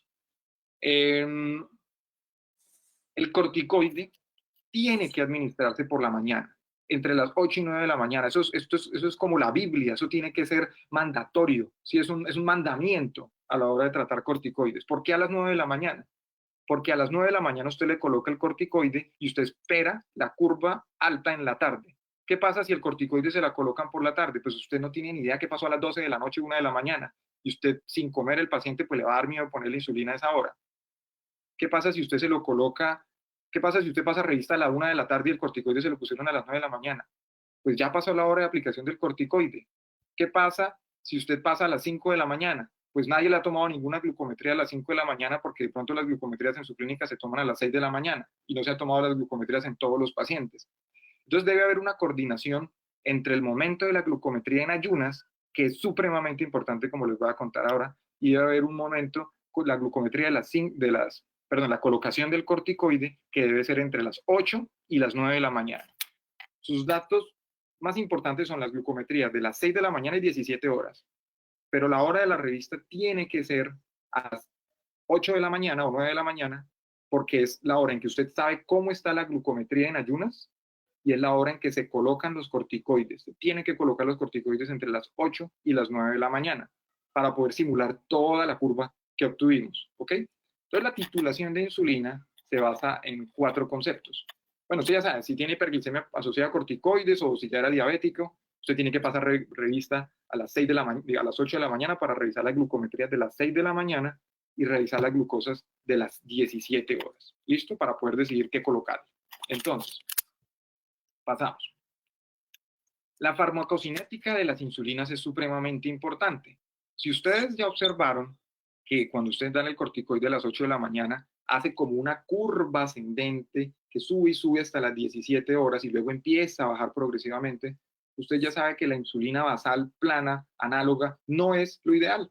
Esa no es la insulina para utilizar, de larga acción, perdón, para utilizar cuando un paciente tiene corticoides. Tampoco eventualmente con análogos rápidos, pero ya vamos a ver que de pronto sí pueden ser muy útiles. Entonces, ¿cuál es esa insulina?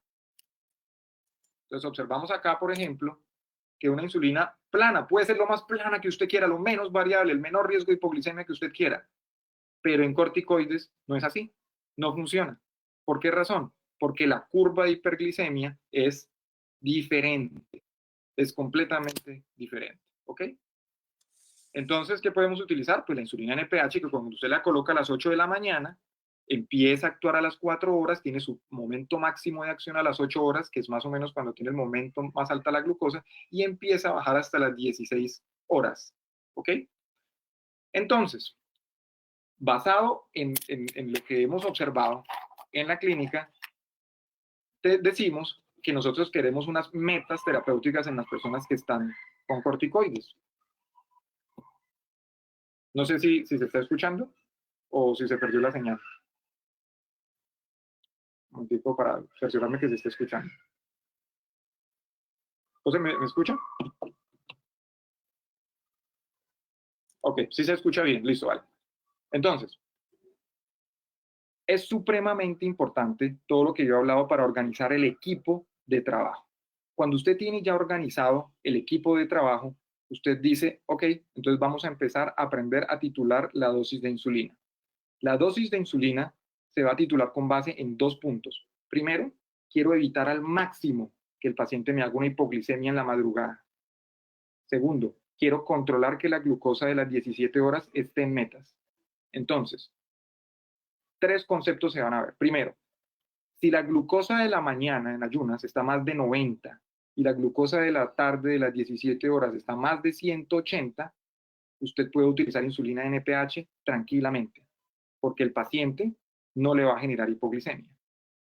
Acuérdense que el momento más bajo de la glucosa es en ayunas. Segundo paciente, el paciente amanece en menos de 90, pero en la tarde está más de 180. ¿Qué pasa cuando en la tarde está más de 180 y amanece menos de 90? Que si usted le pone NPH, es probable que la glucosa amanezca al otro día disminuida. Entonces no vamos a poder utilizar insulina NPH. No sé si me dicen entender. Si la glucosa amanece menos de 90, es preferible no utilizar insulina NPH, o sea, de larga acción. Es preferible utilizar una glucosa que solamente actúe al mediodía para controlar la glucosa de la tarde. Y si la glucosa se encuentra menor de 180 y menor de 90 en ayunas, menor de 180 en la tarde, pues usted ya va a estar en metas. ¿Listo? Yo sé que es un poco difícil de digerir en la primera vez que uno lo escucha, pero en la medida en que ustedes lo vayan comprendiendo, esto está en el libro que se realizó por parte de la Asociación Colombiana de Endocrinología, donde se habla acerca del uso de insulina en el paciente que tiene corticoides. Entonces, vamos a pasar con la siguiente diapositiva, pero ¿hay algún problema con el internet? Espérenme un segundito, por favor.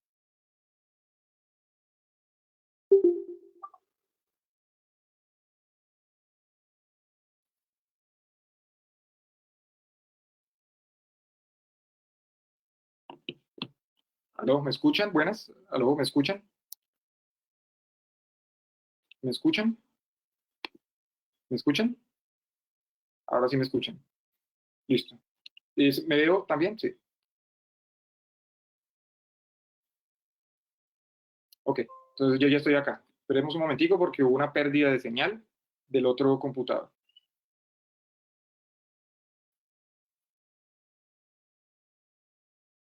¿Aló, José? ¿Sí? ¿Andrés? ¿Ya? ¿Aló? Listo. ¿Ya están todos? Hola. Me dicen si ya estamos todos. Sí, Gustavo, te escucho. ¿Sí? Ah, bueno, listo. Perfecto. Entonces, devolvámonos un poquitico para saber en qué quedamos y que no nos perdamos en la audiencia.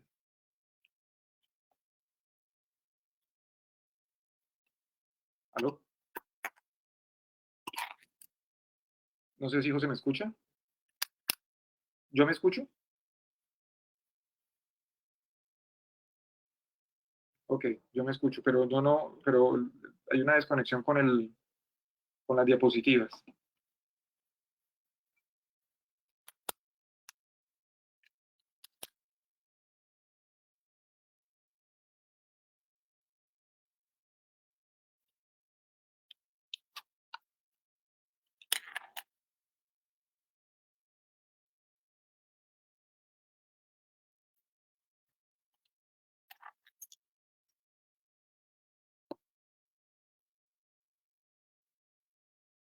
Hola. ¿No?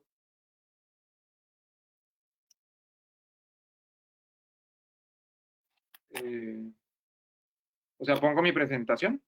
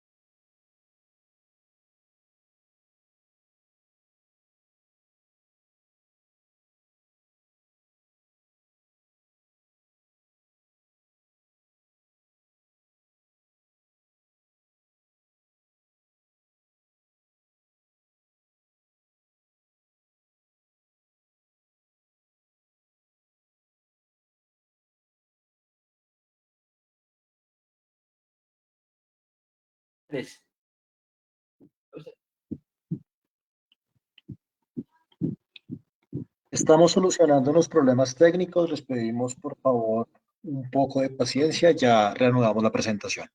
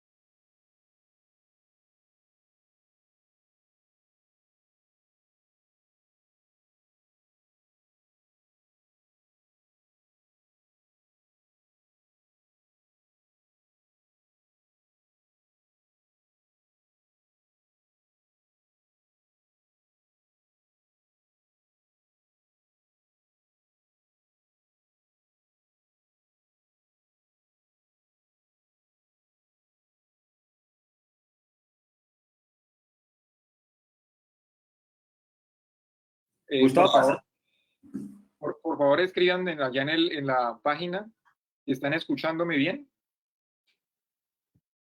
Me dicen si sí o si no. ¿Sí me escuchan bien ya en la presentación? yo te escucho bien en este momento. Pero digo yo, ya está la presentación activa, sí. Ok. Bueno, entonces vamos a continuar hablando del tema de diabetes y corticoides. Perdón por los defectos técnicos. Entonces, decíamos que el paciente, las dos glucometrías más importantes, lo más importante es el tema de la logística, de que uno confíe en el equipo y que se tengan los datos, ¿ok? Y que la corticoide se coloque siempre a la misma hora. Lo segundo es interpretar los valores. Entonces, se interpretan los valores más importantes, que son las 6 de la mañana, o sea, en ayunas, y la glucosa de las 17 horas. En ese caso, lo que nosotros vamos a interpretar es lo siguiente. Si la glucosa de las... ¿Qué tenemos que hacer? Controlar la glucosa alta de la tarde y adicionalmente evitar una hipoglicemia en la mañana, que es el momento más bajo de glucosa. ¿Cómo lo vamos a hacer? Primer paciente, paciente que amanece con glucosa más de 90 y glucosa en la tarde más de 180, podemos utilizar insulina NPH más tranquilamente. Segundo paciente, paciente que amanece con menos de 90 en la mañana y que en la tarde es más de 180. ¿Qué quiere decir? Usted diría, ¿puedo utilizar insulina NPH para que me cubra la glucosa de la tarde? Podría ser, pero lo más posible es que la siguiente mañana la glucosa le amanezca más baja. Entonces, no es una buena alternativa. Tercer paciente, paciente que amanece con glucosa mayor de 90 y en la tarde menos de 180. En este caso, el paciente está en metas. Adicionalmente, es súper importante observar las glucometrías en ayunas de todos los días consecutivos porque la hipoglicemia se puede prevenir y se puede prevenir observando los cambios de glucosa en ayunas de todos los días. Este póster con estos datos fue presentado en el Congreso Americano de Diabetes en el año 2017. Bueno, entonces, estos son los datos que nosotros hemos observado. Se empieza el corticoide el primer día, la glucosa sube, empieza a utilizar NPH y la glucosa empieza a disminuir progresivamente día a día. Observe que tanto en la tarde se empieza a tener mejor control, como en la mañana la glucosa también se encuentra en disminución. Entonces vamos a observar ejemplos. Primer paciente, glucosa en ayunas en metas, glucosa en ayunas menos de 90, glucosa en la tarde elevada. Vamos a observar acá. Entonces, ¿ustedes me observan el cursor? ¿Alcanzan a ver el cursor acá? Sí. Entonces, esperen un segundo que ahora no puedo ver yo lo que voy a decir porque hay una pantalla acá que está...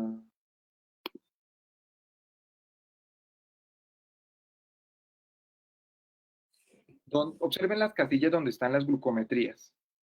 Observen que el paciente el primer día le fue iniciado prednisolona 100 miligramos. ¿Qué pasó con las glucometrías de ese día cuando le empezaron prednisolona de 100 miligramos? Miren qué pasó. Amaneció en 88. Antes de comer, donde está en rojo, dice 249. Y yo llego al siguiente día a las 8 de la mañana y me dicen que está en 84. Entonces, en este paciente, ¿qué aplica? Que se encuentra la glucosa elevada en la tarde, pero que está amaneciendo menos de 90. ¿Eso qué quiere decir? Que yo no debería utilizar insulina NPH porque muy seguramente me podría hacer hipoglicemia en la mañana del otro día y que es preferible utilizar una insulina análoga rápida para que me cubra la glucosa de por la tarde. Por esa razón, se le empezó una insulina análoga rápida a la hora del almuerzo para controlar la glucosa elevada que estaba después de almuerzo, o sea, la de las 5 de la tarde. ¿Listo? Entonces le pusimos insulina análoga rápida, le pusimos una dosis y observamos qué pasó al siguiente día.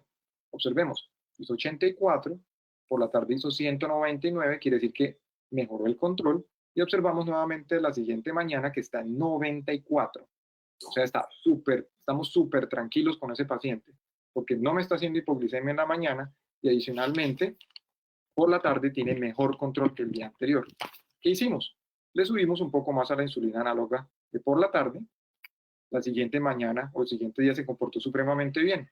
Hizo 94, 131 y 101. Al paciente no se le puso insulina NPH, sino se le puso una insulina análoga rápida en hora del almuerzo para controlar la glucosa de la tarde. Este es el primer ejemplo de los pacientes que están con corticoides. Luego, ¿cuál es la moraleja acá? No todo paciente con corticoides hay que ponerle una insulina prolongada, ¿ok? Algunos solamente se focalizan en la glucosa alta en la tarde y amanecen muy estrechos, muy cerca de, digamos, menor de 90, entonces no hay que empezar la insulina NPH, sino una insulina análoga rápida. Pasamos con el siguiente ejemplo. Es una glucosa que amanece elevada y que en la tarde también se encuentra elevada. Entonces vamos a observar. En este caso, el paciente le empezaron le empezaron dexametasona 20 miligramos y el paciente ya era conocido. Entonces, cuando uno conoce ya a un paciente, porque ustedes saben que eso le repiten los ciclos de corticoides en sus bloques, ustedes saben que usted obtuvo una dosis máxima de insulina para control metabólico. ¿Qué hacemos nosotros? Normalmente, cuando ya conocemos que el paciente es previamente diabético, pues le empezamos el 50% de la dosis que ha utilizado y se la ponemos el día en que empieza los corticoides. ¿Qué pasó entonces?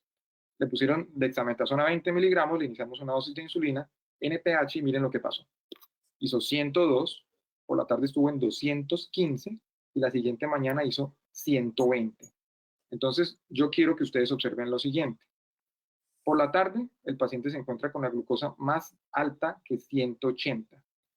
No les había dicho, pero la dosis de titulación de insulina NPH que utilizamos es 5 a 10 unidades de NPH por cada 20 miligramos por decilitro de glucosa encima de 180 en la glucosa de las 5 de la tarde, si la glucosa en ayunas es más de 90. Eso lo pueden repetir. Miren el minuto en el que está para que se lo aprendan. Entonces, ¿eso quiere decir, qué quiere decir acá? Está más de 180 la glucosa y que está amaneciendo más de 90. Por esa razón, a este paciente le subimos la dosis de insulina NPH. Está, digamos, 35 por encima de 180.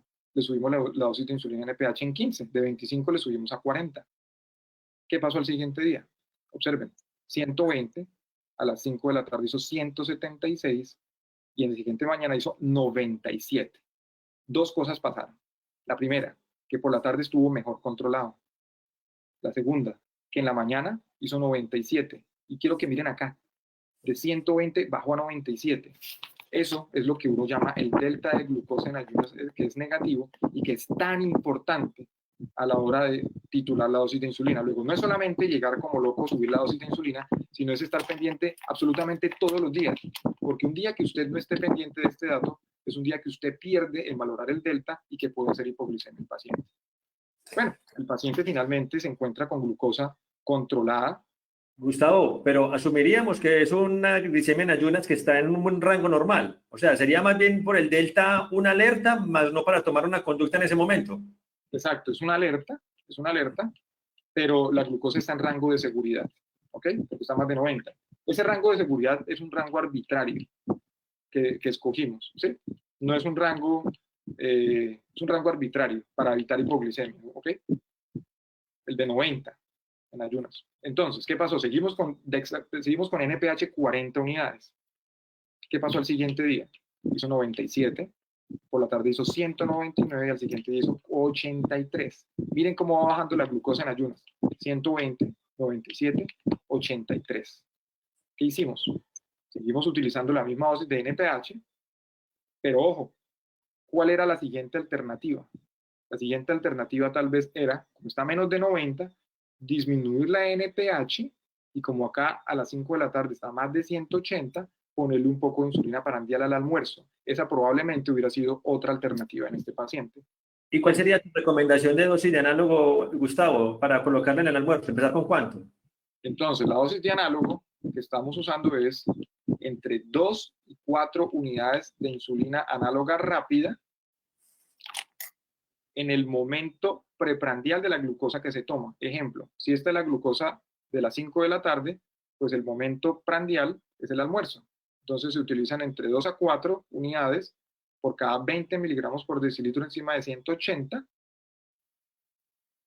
Y en este caso, como está en 199, pues usted pudiera haber utilizado entre 2 a 4 unidades de insulina análoga al almuerzo. ¿Sí me hago entender?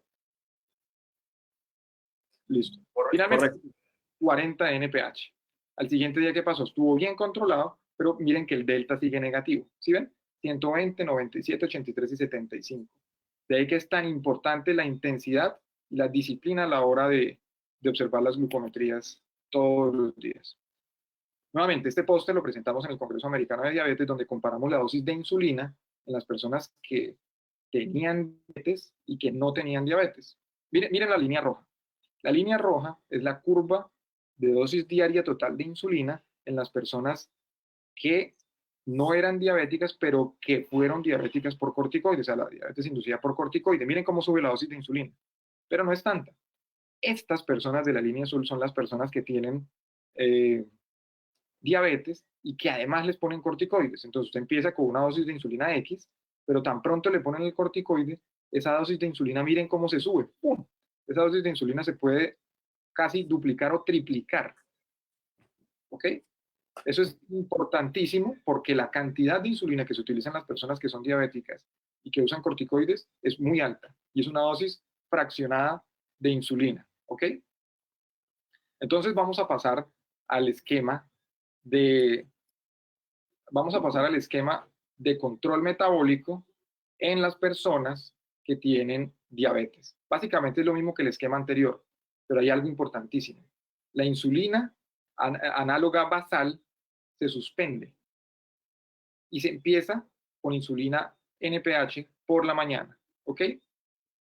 Por ejemplo, miren, ese es el control metabólico de un grupo de pacientes que tuvimos acá, donde digamos que el comportamiento de glucosa es predecible, por la tarde está alto, por la mañana está menor, y le permite a usted tomar decisiones basadas en el conocimiento del comportamiento de la glucosa. ¿Listo?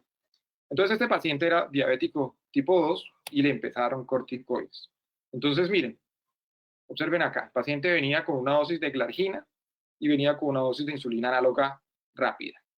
El paciente venía muy bien controlado. Aquí donde ustedes ven la flecha que se está moviendo, en esa flecha ustedes ven que el control estaba muy bueno. Y este día no tuvo corticoides, al día siguiente le empezaron el corticoide, 100 miligramos de prednisolona. ¿Y qué pasó? Entonces, esa dosis de insulina, NPA, de insulina análoga basal, se la quitamos. Y le duplicamos la dosis de insulina NPH. ¿Por qué le duplicamos la dosis? Porque de acuerdo en lo que observamos previamente, que digamos que la dosis diaria total de insulina se sube muchísimo, pues nosotros tenemos como experiencia que se debe subir la dosis de insulina NPH, ¿ok? Sin embargo, esto es algo que es mejor irlo aprendiendo poco a poco hasta que uno comprenda muy bien qué es lo que está ocurriendo. Y adicionalmente, pues le dejamos su dosis de insulina análoga rápida. ¿Qué pasó con el comportamiento de glucosa? Completamente predecible. Miren, amanece con 112, durante la tarde se subió, es esperable que suba, es más, yo me siento tranquilo de que se suba, porque no me va a hacer hipoglicemia, porque es lo esperable, y amanece un poco más alto al siguiente día. O, mire, día anterior 112, día siguiente 158. ¿Qué significa? Si estoy amaneciendo alto, estoy tranquilo, porque quiere decir que puedo aumentar la dosis de NPH porque el paciente no me va a hacer hipoglicemia la otra mañana. Y si por la tarde estoy alto, pues tengo que subir la dosis de insulina NPH. ¿Qué hicimos? Subir la dosis de insulina NPH. Entonces se la subimos de 20 a 30 y adicionalmente, ¿qué hicimos? Le subimos la dosis de insulina prandial para que estuviera mejor controlado. Y efectivamente, el control fue un poco mejor. Bueno, hay veces que hacen blips, entonces esta glucosa de 316. Otra moraleja, no tomen decisiones con una sola glucometría. Tomen decisiones con el promedio de glucometría de los días anteriores. ¿Sí me hago entender? Miren que los días anteriores, el día anterior estuve en 177 y luego hizo 316. No se asuste porque a usted le tocaría poner un montón de insulina prandial al almuerzo. No se asuste, no le coloque, o sea, no tome decisiones con esta glucometría que no fue similar a la del día anterior. Mire qué pasó por la tarde, mucho mejor controlado, y miren qué pasó la siguiente mañana, amaneció en 120. Estos no son datos amañados, no me los inventé para la diapositiva, son datos de un paciente real. ¿Qué hicimos? Por la tarde está un poco alto y estoy en rango de seguridad. ¿Qué hay que hacer? Subir la insulina NPH, se la subí de 30 a 35. Y la insulina análoga rápida también se la subimos, y observen el control metabólico del siguiente día. Miren, amanece en 78, de 120 bajó a 78. Si el delta es negativo en ayunas, hay que bajar la NPH. De 35 se la bajamos a 25. La insulina prandial estuvo perfecta porque la glucosa del día estuvo perfecta. Déjela quieta. ¿Qué pasó al siguiente día? Este es el comportamiento con esta dosis de insulina que pusimos. ¿Qué pasó? Estuvo mucho más estable y la dosis de insulina estuvo similar con el resto de los bloques de corticoides. Entonces, yo tengo una pregunta y de pronto muchas de las personas las pueden estar haciendo. Tú nos recomiendas, y lo que hemos discutido es la posibilidad de que el uso de esteroides sea en el mismo horario. Pero, por ejemplo, si habitualmente estos pacientes, digamos que, por decir algo, nosotros vemos pacientes con EPOC, que son pacientes con esteroides en dosis fraccionadas varias veces, ¿cuál sería en ese escenario en el que definitivamente no es posible tener esa misma dosis completa en el mismo horario, sino que definitivamente son pacientes que requieren dosis en momentos diferentes, cada 8, cada 6 horas, con respecto a la recomendación de cómo entonces enfocar ese grupo de pacientes? Bueno, entonces lo primero que yo sugeriría es, hay dosis de corticoides que es por protocolo, entonces que son cada 6 horas y que son cada 12 horas, y usted, bueno, ahí no se mete, pero hay dosis de corticoides que pueden ser colocadas, digamos, por experiencia o empíricas. Entonces usted puede hablar con el servicio y preguntarle, venga, ¿hay posibilidad de que el corticoide se coloque solamente por la mañana? Primera recomendación. Segunda recomendación, si el corticoide está colocándose en una hora X, eso debe ser, insisto, eso debe ser como un mandamiento. Si se colocó en urgencias por la tarde porque llegó el paciente por la tarde, al siguiente día, como un mandamiento, a las 8:30, 9:30 de la mañana, debe estar colocándose el corticoide. O sea, automáticamente el switch debe hacerse. No debe ser cada 20, debe ser mañana la dosis de corticoide. Ahora, ¿qué pasa si le están colocando, si no era diabético y le están colocando corticoide por la mañana? Tómele glucos 6 y 17. ¿Qué pasa si el paciente era diabético? Tómele glucometrías 4 veces al día.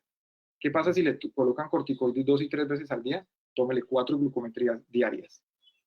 Entonces, vienen las recomendaciones que no son sólidas referente a cada cuánto colocar la dosis de insulina.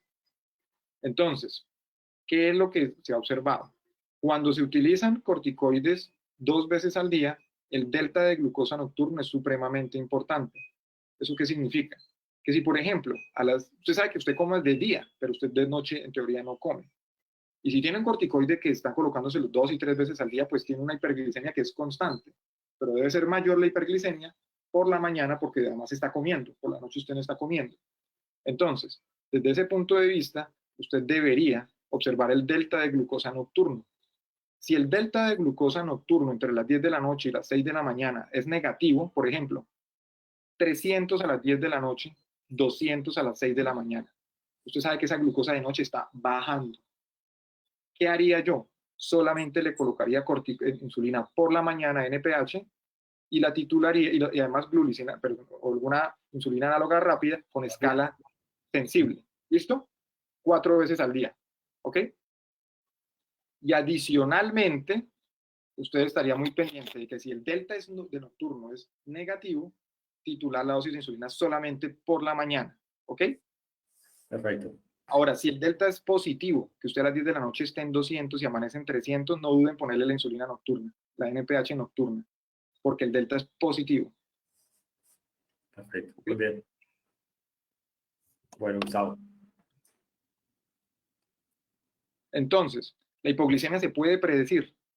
Esté muy pendiente del delta de glucosa nocturna.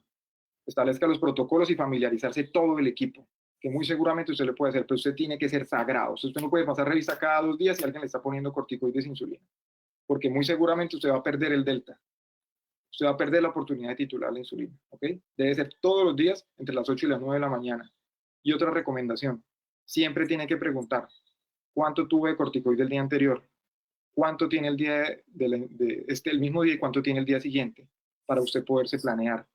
Tiene que saber también, ¿tiene alguna nutrición?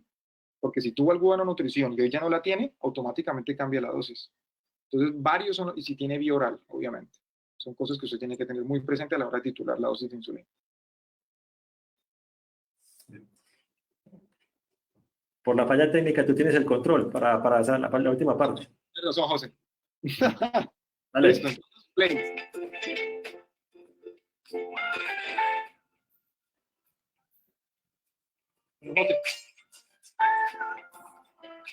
Ya vamos terminando y esta charla y lo que está saliendo actualmente en las diferentes guías de manejo y lo que está saliendo actualmente con la medicina basada en la evidencia nos da alguna luz de que hay cosas que sí pueden servir y que cambian el trayecto de la enfermedad. El control de la glucosa es una de esas y por eso vimos que era tan importante realizar esta conversación para que las personas tengan presente que hay que estar encima del control metabólico. Y si no están muy duchos en controlar la glucosa, pues manéjelo interdisciplinariamente, porque esta enfermedad nos enseña la interdisciplinaridad. Entonces, José nos va a comentar acerca de qué va a pasar con los pacientes cuando se va a dar egreso. Es importante esto porque definitivamente es responsabilidad de nosotros como médicos tener en cuenta de que hemos visto todo lo que es el manejo intrahospitalario, pero también nuestra responsabilidad de definir cómo vamos a mandar ese paciente para la casa. Aquí rápidamente es como para que recordemos 2 aspectos importantes, sobre todo de la transición del esquema de insulina venosa a un esquema subcutáneo. Y digamos que hay dos formas para hacerlo. Acá les estoy colocando un ejemplo de un paciente que tiene una infusión de insulina regular. Y lo que puede hacer uno es, en este sentido, coger cuánto ha sido el promedio de las unidades por hora que el paciente ha requerido, por ejemplo, en las últimas 24 horas, para poder definir cómo se hace esa conversión a la dosis de la basal. Entonces, en ese orden de ideas, Gustavo, tenemos el siguiente ejemplo. Si la dosis basal de mi paciente, estamos hablando de cómo sería la conversión del esquema venoso subcutáneo, y la infusión de insulina, hemos tenido una infusión en las últimas 24 horas que corresponden a una unidad por hora, entonces de que determinaría que sería 24 unidades. Y el 80% de esas 24 unidades sería lo que le administraríamos al paciente con respecto a la basal. Y la dosis prandial, obviamente, podemos inclusive también calcularla de acuerdo al peso del paciente, y una forma es básicamente dar una dosis de 0.1 a 0.2 unidades por kilo y lo distribuimos en cada una de las 3 comidas. Pero teniendo en cuenta, lo que vamos a ver en este momento es un mensaje muy importante que quiero de todos modos que quede en la tarde de hoy. Y es que en el momento en el que se haga la transición, es muy importante advertirle a nuestros médicos que en el momento en que vayan a pasar de una insulina subcutánea y vamos a suspender una infusión de insulina venosa, por favor no suspendan la infusión venosa inmediatamente. Recuerden que la insulina análoga tiene una vida media mientras va actuando, y en ese proceso todavía tenemos que dejar la infusión de todo modo venosa para evitar que más adelante, por el cierre prematuro de la infusión de la insulina venosa, no vamos a empezar a tener hiperglicemias que nos generen de todos modos una descompensación marcada en el paciente y riesgo de que de pronto más adelante no vaya a volver a una complicación aguda. Para la parte del manejo, digamos que ambulatorio, tenemos en cuenta básicamente lo que es el manejo con la hemoglobina glicosilada, como para definir cómo es el manejo. Siguiente, por favor. Y con respecto a eso, digamos que hace mucho tiempo el doctor Gutiérrez nos ha mostrado este slide que nos dice, de acuerdo a la hemoglobina glicosilada del paciente, usted puede definir cómo puede continuar su manejo en casa. Si su paciente era un paciente que venía bien controlado, con una glicada por debajo del 7%, una posibilidad es que pudiera retomar ese manejo con el que el paciente venía en forma ambulatoria, fuera con insulina, con antidiabéticos orales.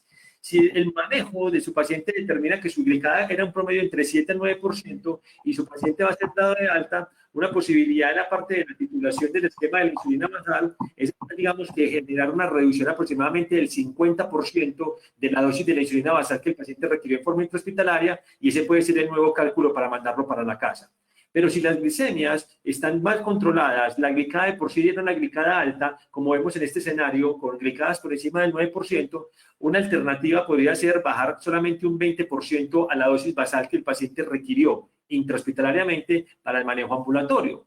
Pero lo más importante aquí es que en el momento de la alta evaluemos también las comorbilidades del paciente y tengamos en cuenta de que hoy en día también tenemos nuevas alternativas para el manejo de los pacientes diabéticos, en el cual podemos utilizar nuevas moléculas que nos pueden ayudar a tener un mejor impacto en los desenlaces, en la parte cardiovascular, en la parte renal, y que nos sirvan como terapias ahorradoras de insulina, para así poder disminuir esos esquemas basal-bolo y disminuir la parte de la intensificación de insulina, que muchas veces hasta hace años atrás era lo que hacíamos cuando dábamos de alta a estos pacientes que tenían un mal control.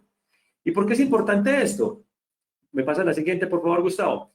Es importante esto porque tenemos que tener presente de que miren cómo un paciente, cuando va a ser dado de alta, independiente del esquema con el que el paciente vaya a mandarse para la casa, un seguimiento que se hizo a 12 semanas, los pacientes bajan su hemoglobina glicosilada, independiente de que se fueran para la casa con antidiabéticos orales más una insulinización basal o con un esquema basal bolo. Y acá estamos observando que lo que sí definitivamente está generando de todos modos problema es que los pacientes, cuando están con un esquema basal bolo en forma ambulatoria, miren cómo el riesgo de hipoglicemia se aumenta casi en un 44%. Y acá vemos pacientes que en admisión, qué nivel de hemoglobina glicosilada tenían, y miren lo que sucedió a las 12 semanas, independiente del tratamiento, que ustedes los van a mandar para la casa, que sí tiene un impacto interesante en el descenso de la hemoglobina glicosilada. ¿Cuál es el mensaje final? El mensaje final que nosotros tenemos en este momento, que debe terminar, es que los pacientes que tienen infección por COVID, muchas veces esa alteración que hay a nivel del receptor de la enzima convertidora de angiotensina 2 es una alteración a nivel de la glicación del receptor, que es una alteración reversible. Y miren cómo los pacientes, a medida que los pacientes estaban hospitalizados y cuando fueron dados de alta, el nivel de glicemia de los pacientes se empezó otra vez a normalizar, y eso lo observamos en los pacientes que están determinados como con la SARS-P, que eran pacientes que tenían al final un nivel de glicemia durante el seguimiento que fue completamente igual a un grupo control. Entonces, muchas veces esas hiperglicemias son hiperglicemias que son de todos modos transitorias. Nosotros, para finalizar, tenemos que tener presente de que estamos en este momento en tiempo de COVID. Pero lo que también tenemos que tener presente es que a pesar de que estamos en tiempo de COVID, como dice esta frase, dicen que el tiempo y el olvido son como hermanos gemelos, que vas echando de más a quien un día echaste de menos. ¿Y qué queremos decir con esto? Estamos en tiempo de COVID, pero nuestra práctica médica no puede girar alrededor del virus. No podemos olvidar que nuestros pacientes tienen otras comorbilidades, no podemos olvidar que nuestros pacientes hay que verlos en una forma integral. Tenemos que retomar en esta parte nuevamente la reactivación de que nuestros pacientes, obviamente con todos los cuidados, deben volver a acercarse de todos modos a la parte de su manejo médico, de sus comorbilidades de base, porque si no lo hacemos, obviamente vamos a tener mayor riesgo de complicaciones por las propias enfermedades de base del paciente que por lo que pueda generar el desenlace de esta pandemia que estamos viviendo hoy en día. Obviamente, por esto hicimos un análisis extenso de lo que teníamos del manejo intrahospitalario. Quiero manifestarles mis disculpas por las fallas técnicas que tuvimos, que en verdad se nos salen de las manos, pero quedamos atentos a las preguntas que puedan surgir por parte de ustedes, tanto el doctor Parra como por el lado mío. Muchísimas gracias por la atención.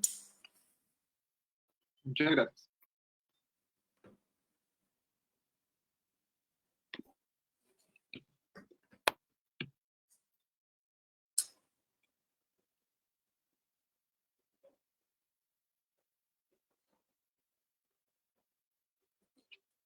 Muy bien. Dicen, hay una pregunta acá que es importante. Vamos a hacer 3 preguntas y dice, hay estudios que comparan los desenlaces de COVID entre pacientes con diabetes controlados y no controlados. Y yo creo que eso lo vimos. Lo que estábamos determinando es que un paciente diabético con COVID controlado como tal, digamos que definitivamente en la parte de la supervivencia, digamos que le va a ir mucho mejor. Lo que sí está claro es que definitivamente, independiente de COVID como tal, y el paciente diabético controlado va a tener mejores desenlaces en la parte clínica, va a tener inclusive también muchos mejores desenlaces en los marcadores bioquímicos que se pueden afectar cuando el paciente ingresa a un hospital con la parte, digamos que, del contagio por el virus, y obviamente los desenlaces en mortalidad van a ser mucho mejor en el sentido de que se mueren menos los pacientes que tengan un adecuado control metabólico comparado con los pacientes que tengan un pobre control metabólico. Gustavo, nos dicen esta pregunta, dice, en diabetes tipo 2 con COVID, ¿qué opinan del uso del SGLT2 inhibidor versus GLP-1 y GLP-1 más degludec? Bueno, en principio no hay estudios como para yo responder la seguridad en este grupo de pacientes. Apenas los estudios aleatorizados, los reportes están saliendo y no hay reportes en este caso específico. Ahora, si lo que usted tiene es una enfermedad leve, pues muy seguramente usted no va a tener que hacer ningún cambio en el tratamiento. Usted lo que sí tiene que saber es cuál es su estado de control de glucosa previo a la enfermedad y en parte durante la enfermedad. Y tener presente que existe la posibilidad de que el control de glucosa se deteriore, por lo que ya hemos mencionado el compromiso de la célula beta. Ahora, si usted presenta un deterioro clínico y digamos que la enfermedad por coronavirus ya empieza a ser un compromiso moderado que ya necesite hospitalización, pues en estos casos sí está descrito que usted por seguridad debe suspender los inhibidores de SGLT2, al igual que suspender la metformina y someterse a un manejo estándar desde el punto de vista de hospitalización. Hay un punto importante, Gustavo, que me gustaría complementar, es lo del SGLT2 inhibidor. O sea, si estamos hablando de pacientes con compromiso moderado o severo, pues obviamente digamos que en el manejo intrahospitalario estaría de pronto la indicación de no utilizarlo. Pero si es un paciente ambulatorio, que tenga la infección, que es un paciente asintomático y que de pronto tiene otra comorbilidad, que se pueda beneficiar, digamos que del impacto de estas moléculas, digamos que no hay ninguna evidencia de que ese tipo de moléculas se debería suspender y obviamente desde que no haya ningún desenlace negativo, se pudiera de pronto continuar con este manejo. Muy bien, dice la pregunta, la NPH en hiperglicemia por esteroides, ¿por qué está particularmente indicada? Bueno, primero, por la farmacocinética de la insulina y por la manera en que se sube la glucosa cuando se administran los corticoides, como observamos en la gráfica, como subida después de la administración a las 8 de la mañana, la glucosa sube mucho hasta las 17 horas y luego empieza a bajar, que es un comportamiento similar al de la farmacocinética de la insulina NPH. En segundo lugar, porque hay algunos estudios aleatorizados donde se sugiere que el control metabólico es mejor cuando se utiliza insulina NPH. Y tercero, por experiencia clínica, también el control metabólico se obtiene mucho mejor cuando se utiliza la insulina NPH. Por esas razones, el uso de la insulina NPH está indicado en las personas que están utilizando corticoides. Perfecto. Y finalmente, ya para terminar, me hacen una pregunta, tanto la comparto con el doctor Parra, y es si en pacientes hospitalizados con COVID tuviera alguna indicación en un esquema Basal Plus. Y la respuesta es sí. O sea, el mensaje es que los esquemas móviles no se deben manejar intrahospitalariamente, y el hecho de que tú ya estés utilizando una basal, ya eso no es un esquema móvil, entonces estaría de todos modos indicado dentro del manejo intrahospitalario.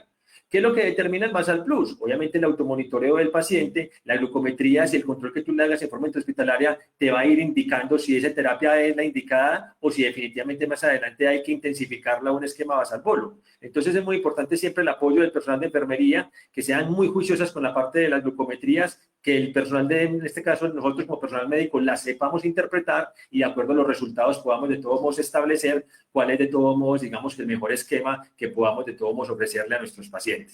En aras de tiempo teníamos estas tres, inclusive hice 4 preguntas, ya digamos que estamos, ya cerrando este espacio, quedamos abiertos por si de pronto quieren hacernos llegar preguntas a través de la página de la asociación o a través de pronto el contacto que tengamos con el doctor Gustavo o conmigo mismo. De nuevo, muchísimas gracias por este espacio. Gustavo, un placer haber compartido contigo también esta actividad y para todos les deseo una feliz noche.